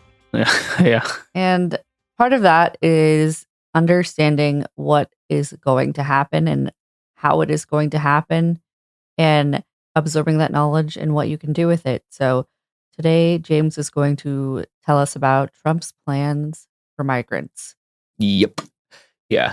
I guess in terms of what's going to happen, we don't know, right? Trump said a lot of stuff in his first term and kind of didn't stick the landing on a lot of it. He tried, but they're more experienced now. And I think crucially, they have a much more favorable Supreme Court and probably will have an even more favorable Supreme Court by the end of this term. So a plan to deport up to 1 million people this year was one of the very few concrete and tangible promises that the Trump campaign made, right? They had a lot of vibes, nasty vibes, but like in terms of like, we will do X by Y, this was one of the very few. Now, Trump tried to deport a lot of people in his first term, right? Like the one consistent part of his policy ever since he rode sideways down an escalator in 2015 and then shit-talked Mexican people has been anti-migrant policy. He didn't really stick the landing on mass deportations in his first term. In fact, Biden deported more people in 2023 than Trump did in any year of his first term. In fact, Trump also fell behind Obama in terms of deportations per year. None of that means that he won't be able to do that this time, right? I'm just trying to put some numbers on his promises last time. So I want to look first at how he could go about his promise in his second term, right? One thing that he said he will do is use Title 42 again. So if people have not listened to the series I did last May or June on Title 42, I would like to direct them there. Title 42, as a reminder, is a public health law. And it's a public health law that, in this interpretation, allowed CBP, specifically Border Patrol, to immediately return people to Mexico without processing them first. Sometimes they call it catch and release, right? What it resulted in was these are not technically deportations, but when Trump says something, I don't think he's considering the exact meanings of what he's saying, right? So if we look at Title 42 expulsions, if he's going to bring back Title 42, reaching that 1 million per year number is pretty easy. In fact, that happened in 2022 again under Biden, right? So if he considers those to be deportations, so that's within his 1 million per year goal, it's reasonable that he will say that he will be able to reach that, and he'll be able to do that with the current infrastructure, right? Without massively upgrading CBP, ICE detention facilities, immigration judges, all those things. Yeah. So like, if we consider those to be deportations, then 1 million a year is very much something that we might well see. Do you know where we're at this year? Or it hasn't been released yet? I don't know. In 2022 was the last stats I could find. Okay. I linked to the CBP. If people want to look at the Title 42 and Title 8, it's the immigration law under which people are normally received, right? Mm-hmm. Title 42 ended in May of 2023, May 11th, 2023, with the end of the COVID-19 emergency, because the reason they were using public health law as immigration law was because of this health emergency, right? Now, obviously, it was used extremely cynically. For instance, there weren't exemptions for vaccinated people. But nonetheless, that's why they were using it. And when the federal emergency for COVID-19 ended, so did Biden's excuse for using Title 42. And I will link to the CBP data center in the notes so people can see Title 42 versus Title 8 over the last few years. As I pointed out last week, the US can also fund deportations of migrants further south. And it's done this in Panama. I had a series from there last week. If people hadn't listened to it, I would love them to do so. But the numbers that they've been able to achieve there are pretty low. And I don't think that's really going to meaningfully impact his target. So let's talk about what everyone is most afraid of, which is mass deportations of people who are already living in the United States, right? That is definitely what his right-wing trolls have been sort of hyping up, certainly over the last few weeks, right? The idea that they are going to come to your house and find you if you're an undocumented person in the United States. So to talk about this, I want to talk about, first of all, like the real nuts and bolts of how he would be able, or if he would be able to do this, right? And I draw very heavily here on a report by the American Immigration Council, who did some calculations on the cost of a single ICE detention, right? The cost of a single raid, the amount of agents that will be required to meet this kind of capacity. And there are two models that they use, and those are the models I think are most relevant. if we look at people who are in the United States without permanent legal status, and we make an estimate for numbers, we're looking at about 11 million undocumented people. That's not going to be perfect, but if we use that as a ballpark, and then 2.3 million people who have entered since the end of Title 42, and they're on various forms of bail or parole or bond, and they don't have a permanent status here either, right? So we're looking at somewhere in the region of 13 million if Trump wanted to deport all of those people, right? Now, to do that, he would need to massively expand ICE detention facilities.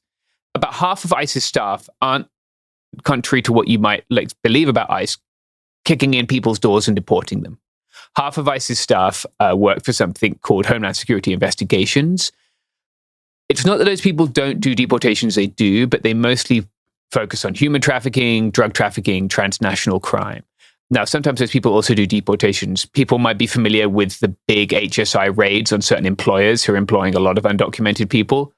Those still result in deportations, but that's not their primary tasking. And HSI has historically preferred not to do the deportation work because they feel that makes it very hard for them to do the other work of monitoring human and drug trafficking, because evidently migrants are going to be scared to go anywhere near HSI if they know that HSI could deport them, right? So they're not going to talk to them. Now, it would be very easy for Trump to retask those agents, right? That would obviously undermine what is done to prevent drug trafficking and human trafficking. Whether or not he cares is a question that's, I don't know. I think I probably have an answer for that, but I guess up for debate somewhat. So Trump has already called, in addition to potentially re-equipping those HSI agents, he said he wants to employ 10,000 more Border Patrol agents, right? Now, BP agents can do deportations, but it's not BP agents who are coming to your door in Chicago and coming after you, right? That's ICE, Immigration and Customs Enforcement. He's also said he wants to give Border Patrol agents a $10,000 retention bonus and a 10% raise. Just to put it into perspective, there are 20,000 BP agents right now. So that would be about a 50% increase, right? This is not something he can do quickly. They need to go through the academy. They need to be recruited, trained, background check, etc. Border Patrol has a lot of waivers right now. So we can waive requirements that other law enforcement agencies would have for you to work for them, if that makes sense, right? Be it a GED or a college degree or another language or whatever. They are offering waivers a lot right now. They could increase that number of waivers to recruit more people, right? But that would still take a long time. So the estimate the American Immigration Council has is that to remove all of those 13 million people in the one mass deportation, as opposed to the million people a year scenario, would require between 220 and 409,000 staff. Jesus Christ. Yeah. That is a lot of people. So, I mean, for comparison as to how many that actually is, the United States military active duty is about 1 million people. Yes, that's a comparison. Not the Army, not the Navy, the military. Yeah. All of it. Yeah. This would put DHS at substantially more personnel than the Marine Corps, right? Yeah. Not that people don't want to do. It's just it is actually, we've talked a lot about how there are not guardrails on Trump like there were last time. Yeah. And that is true. And that is a very realistic thing to be worried about and scared about. But that we're not just talking about guardrails. We are talking about a logistical hurdle. It is not a simple or necessarily possible thing to make an agency like that much larger and have it actually function. This is just physics we're talking about here. Yeah. It's the same with anything. If Cool Zone suddenly received $100 billion from Jeff Bezos and he said, do anything you want with it, we could not scale up to 500,000 employees. It's simply, we have absolutely no capacity to handle that. Yeah. I think what people have to remember is that every door-kicking ICE agent needs enablers, right? They need paid, they need health insurance, they need human resources, they need training. This would take a very long time. It's 1.3 million or so. Okay. Maybe I think it's a little less. That's 2017 data. So it's probably is closer to 1 million now, but slightly over 1 million. So, but this is close to half. Right. Yeah. That's in addition to what they already have. Yeah. 409 plus whatever they have. It would also, of course, mean substantially increasing their investigative capacity, because most deportations right now when ICE arrests someone happen when someone else has already arrested that person. So like the person is in detention federally or on a state level for something else that they did and they're undocumented, and that's when ICE can take them and deport them, right? So they'd have to also increase their ability to search out and find people. I'm not saying they can't, but you can't take, fucking Tim Pool, bring him into ICE. He's not going to instantly know how to find people, where to find people, right? So like this will take time. There's a practical constraint on him doing this, even if there aren't other constraints within the balance of powers. So Stephen Miller, dude with the giant head. I'm sorry, but you're going to have to be more specific. When we talk about like conservatives who are about to come into power who have like a weirdly huge head. Yeah. Okay. That's like, find me a Californian who has strong opinions on gluten.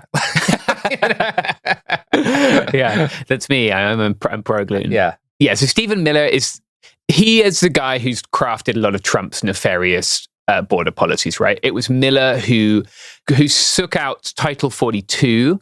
And I want to talk about this a bit later. One thing that Miller did effectively, I don't want to say well, because it was objectively horrible, but one thing that Miller was good at was finding this obscure piece of public health law and mobilizing it against migrants, right? I think if you'd spoken to me in 2015 and said, what do you think Trump's going to do against migrants? I wouldn't have said, it'll be Title 42 of the United States Code, that regulates public health. He or people within his team were very effective at finding that and using that, effective enough that the Biden administration kept it for 3 years after the Trump administration did it for 1 year, right? And so Miller could find some niche kind of law. What he wants to do is use the National Guard from cooperative states, right? Yeah. And to use the National Guard from cooperative states in states that are not cooperative and where local law enforcement would not cooperate, right? So some quote unquote sanctuary states, I think that's probably an overstatement, they don't in theory refer undocumented people they arrest to ICE for deportation, right? Now, what federal fusion centers do is allow for that, even if it is a sanctuary state actually. But in theoretical terms, a sanctuary state would not at least contact ICE about every undocumented person they arrested, right? So Miller's plan is to use the National Guard. Again, like that's not what the National Guard does right now. They're not really trained up for doing that either, right? I've seen plenty of National Guard folks on the border. I forgot what I'd say. It's a bunch of scared 18-year-olds, right? Who are trying to get money for. Robert and I have met Texas National Guard soldiers on the border. They're kids. They're kids. Yeah. Now, to be fair, that's not saying they're like innocent or inherent. Like every group of soldiers who has done any good or bad thing, and often, but usually both at the same time, is a bunch of scared 18-year-old kids. Yes. That's been the case for 10,000 years. yeah, that's true. Anytime you have conflict reporting, it's always shocking how young people are. It's always just like, oh, okay, all wars are fought by children. There's no non-child soldiers, with the exception of, I mean, that is the weird thing about the Ukraine war, right? Yeah. Like I remember the first time I wound up at the front there, it was like, oh, it is actually old men fighting this war. Old men who repeatedly told me, it's either me or my kid shows up here, and I already fucking lost my soul in Afghanistan. Yes. Like I literally had that interview with people. Yeah. Yeah. Yeah, it's crazy to me, people who fought in Afghanistan and are fighting again. Yeah. I mean, I think those guys are probably out now. I'm talking back in 2015. Yeah, I think 2024, it's 40 years later. I'm sure they're too old now, but... Right, but talking of being too old, I unfortunately am not too old to be obliged to transition to advertisement, so that's what we're going to do.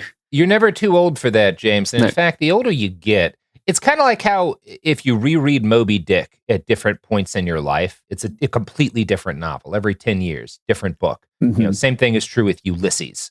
And the same thing is true with these advertisements. That's right. Save them, record them on your home device, and every couple of months, listen. And you'll learn something new from Chumba Casino. Yeah, every time.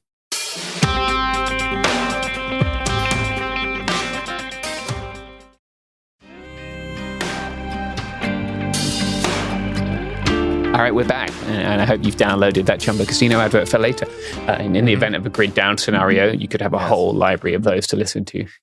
So, talking of obscure legislations we did, right? Trump and his team have mentioned this thing called the Alien Enemies Act.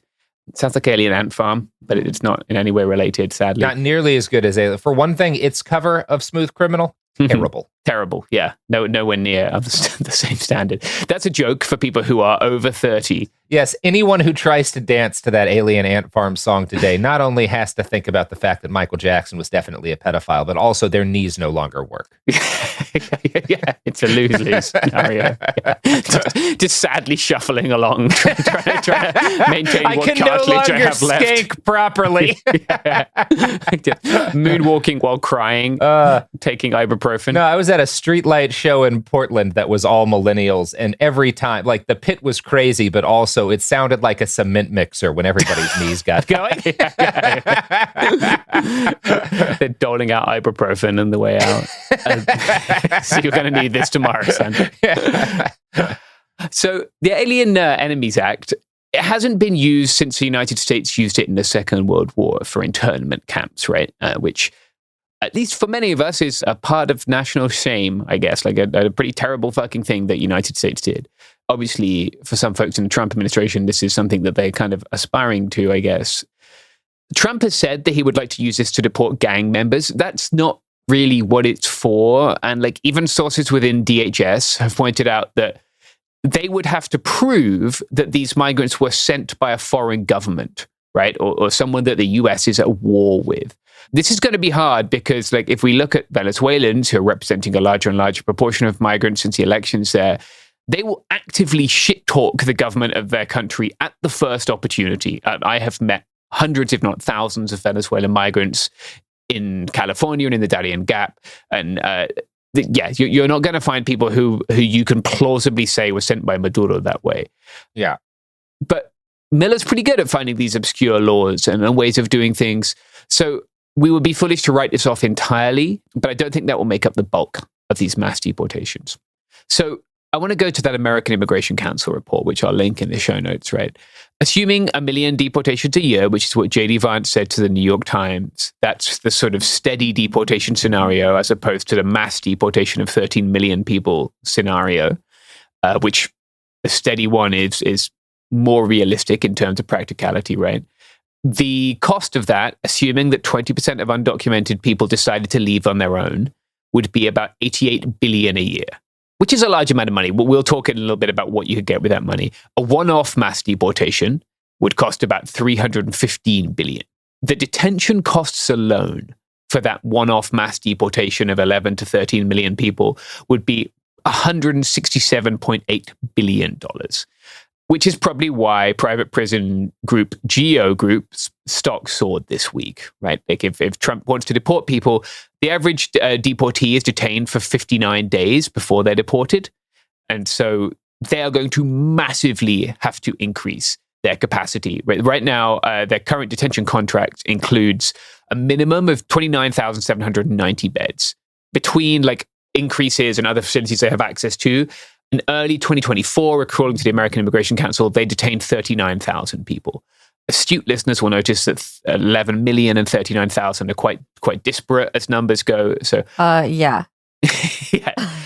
I mean, you're talking about a huge percentage of, like, we'll get into this later, but in California, Texas, and Florida, it's between 5 and 6% of the population are undocumented, right?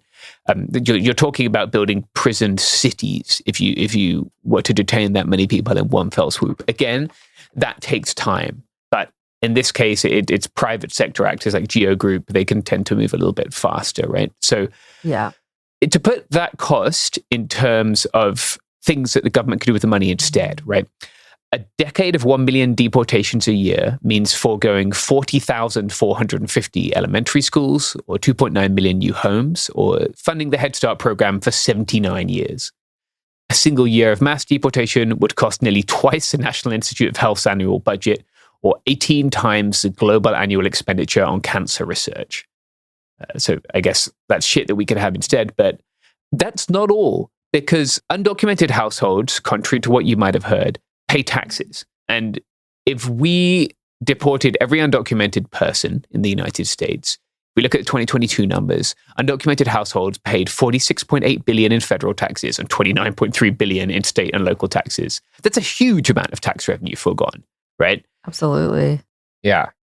That, again, that won't be the end of it, because some industries like construction and agriculture rely heavily on undocumented labor. And if you're worried about the cost of your groceries now, if people voted for Donald Trump because their eggs cost more, shit will cost an awful lot more if we deport all the undocumented people working in agriculture, right?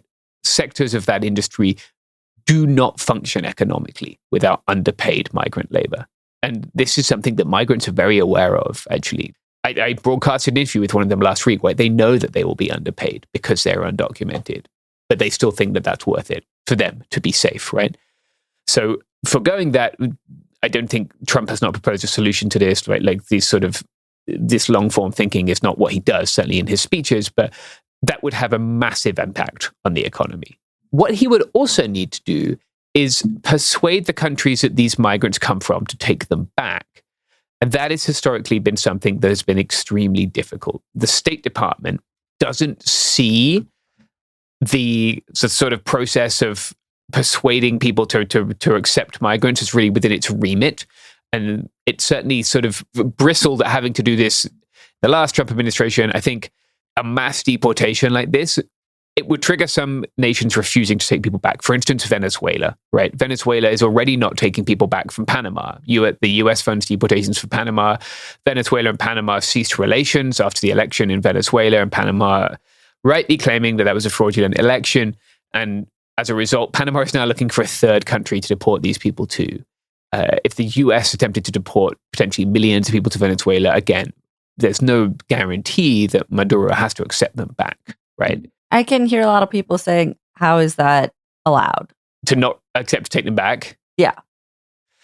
I mean, international law is like, it's a unicorn. Like, you know, if everyone agrees that they see it, then they see it, but it's not real. Right. So, like, who is going to make them? I guess, like whether it's allowed or not is kind of immaterial. Maduro is not allowed to steal the election, right? You're not allowed to abuse human rights. Migrants are allowed to cross any country they want and claim asylum anywhere that they feel safe. But like, here we are. So yeah, in theory, the country should accept its citizens back. In practice, will it? I don't know. Certainly it becomes like a bigger issue when you have millions of people, right? And if we have millions of people deported back, then like, if we can't deport them, where are we going to detain them? That gets back to the cost of detentions, right? Talking of costs, we should probably cover the costs of our podcasting setup here by pivoting to adverts again. Yeah.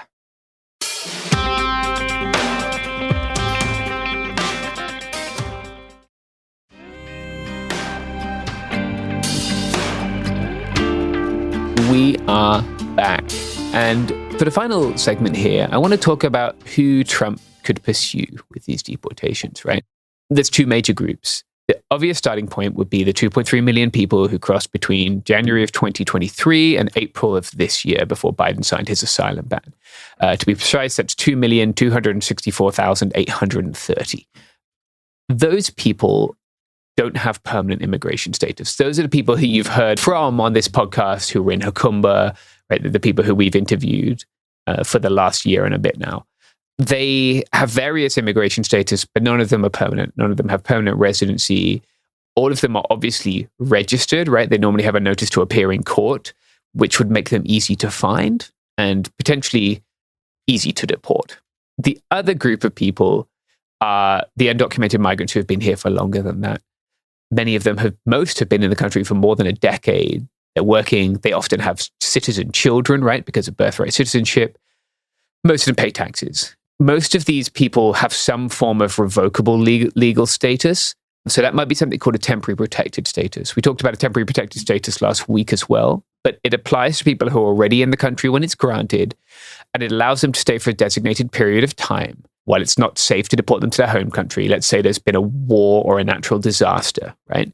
It's not safe to deport them, but it gets renewed 2 months before the end of that period. Let's say it renews every 18 months, and you find out 2 months before the end of that period if it's not going to be renewed. If they didn't renew those TPSs, those people could either change status or would become undocumented, right?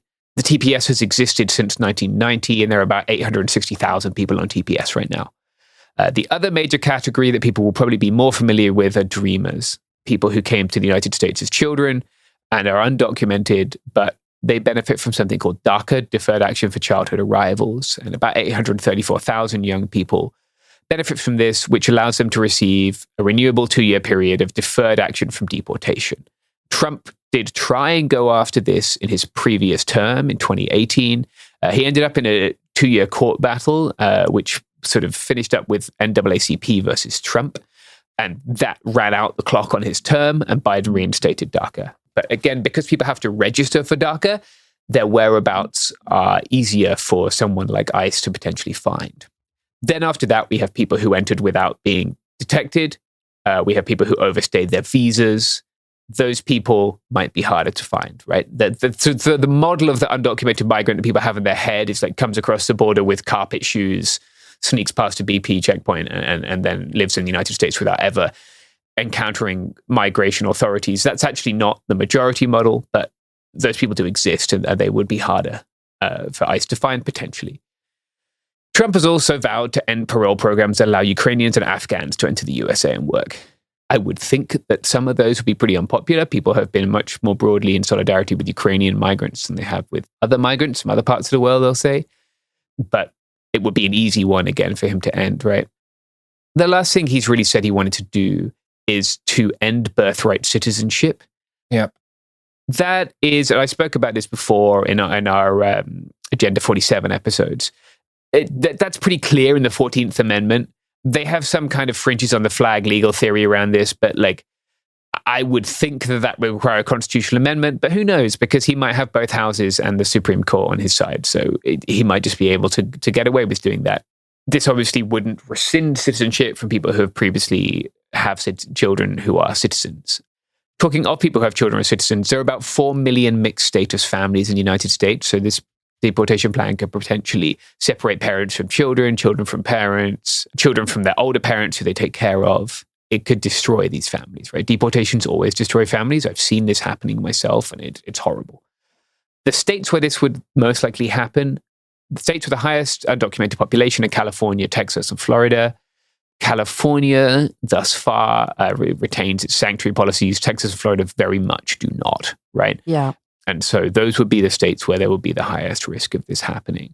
That's between 5 and 6% of their population. And that's kind of where I want to finish up today. I've got some more stuff I wanted to say about his border policy, but I think I'm going to save that for another episode because the border and immigration are different things, right? And I think sometimes this is something that a lot of legacy media doesn't understand. They have immigration reporters who report on immigration law, the stuff I've spoken about today, but the border is not somewhere that they go, and it's not something that they cover very well. If you've been listening for a while, you'll know that I've spent a lot of time at the border, on the ground, in the mountains, in the deserts, and that's something that we've covered in great depth here, and I'm really happy that listeners have a really complete understanding of it. Would California actually be able to enforce being a sanctuary state or no? Yes, in that its law enforcement doesn't have to call ICE, right? The federal government cannot compel local law enforcement, state law enforcement to do its work. That is very well established. Again, like nothing's off the cards when you have both houses of Congress and the Supreme Court. But again, that would take time and it would take a court battle. So what they can do now is not report those people, right? Not say, hey, we got someone here. He came in because we found him with a bag of weed. He's undocumented. You know, he was driving 35 and a 30. He's undocumented. And these are things that people who are undocumented have to worry about, right? Like for those of you who don't have undocumented folks in your life, like it's a speeding ticket. It's the most minor. It's not paying a parking ticket and ending up in court, right? Like this shit is so minor to so many people, but it could tear someone's life apart. And so I want to like finish up by saying that, Texas and Florida are going to be the places where we see this. 5% of the population is a large amount of your population.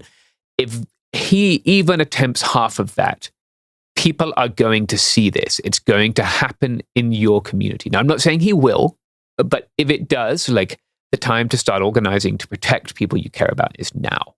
Be that with donations to groups like Al Otro Lado, who have successfully sued the Trump and Biden administrations for migrants' rights. Be that with organizing such that your undocumented friends don't end up in court because they couldn't pay a parking ticket, right? Even if that means you giving someone $50 for a parking ticket so that it doesn't ruin the rest of their life. Whatever it is, the way that we prevent this is through strong communities. We have to start building those now. I know we've said this a lot this week, but we're probably going to say it a lot for the next 3 months. Like, a lot of people have reached out to me since the Trump election, which was 2 days, but also like 7 years ago, because that's how time works, saying that they want to participate in mutual aid at the border. I would love for you to come and join us. Of course I would. And like, I think people have heard a lot about our mutual aid setup because it's something I do a lot. But that, I don't want you to come here and do mutual aid tourism. Like, I want you to come here and understand and learn what we do and then do it yourself, or just do it yourself. Like, there was a time when this didn't exist and people started it, right? And you can start it too. And like, I'm not going to tell you like the specifics of what I think you should do, because I don't know. I don't know what the legal environment will be. I don't know what the legal environment will be in your state. But whatever the legal environment is, it will be better if we have strong and cohesive communities to look after one another, right?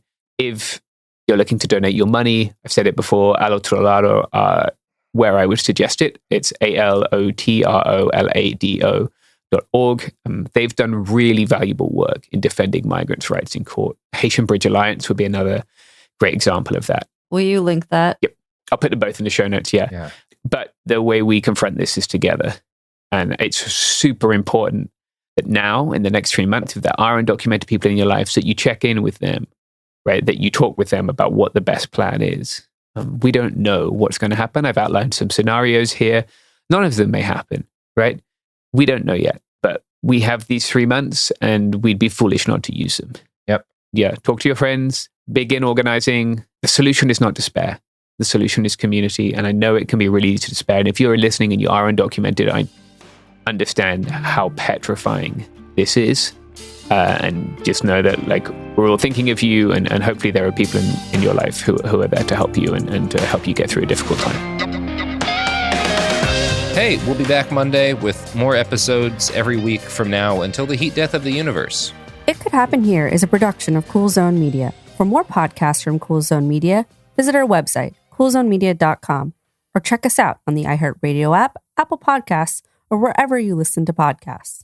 You can now find sources for It Could Happen Here listed directly in episode descriptions. Thanks for listening. Then she says, "Have you seen a photo of my son?" And I'm like, "Who is this person?" Welcome to the Boys and Girls Podcast. Arranged marriage is basically a reality show, and you're auditioning for your soulmate. And who's judging? Only your entire family. I sacrificed myself to this ancient tradition, hoping to find love the right way. And instead, I found chaos, comedy, and a lot of cringe. Listen to Boys and Girls on the iHeartRadio app, Apple Podcasts, or wherever you get your podcasts. 14 years in prison for killing a young woman. A 15-year sentence for a crash that caused 3 deaths. 12 and a half years for killing a child and critically injuring her mother. All true stories, all caused by marijuana-impaired drivers. No matter what you tell yourself, if you feel different, you drive different.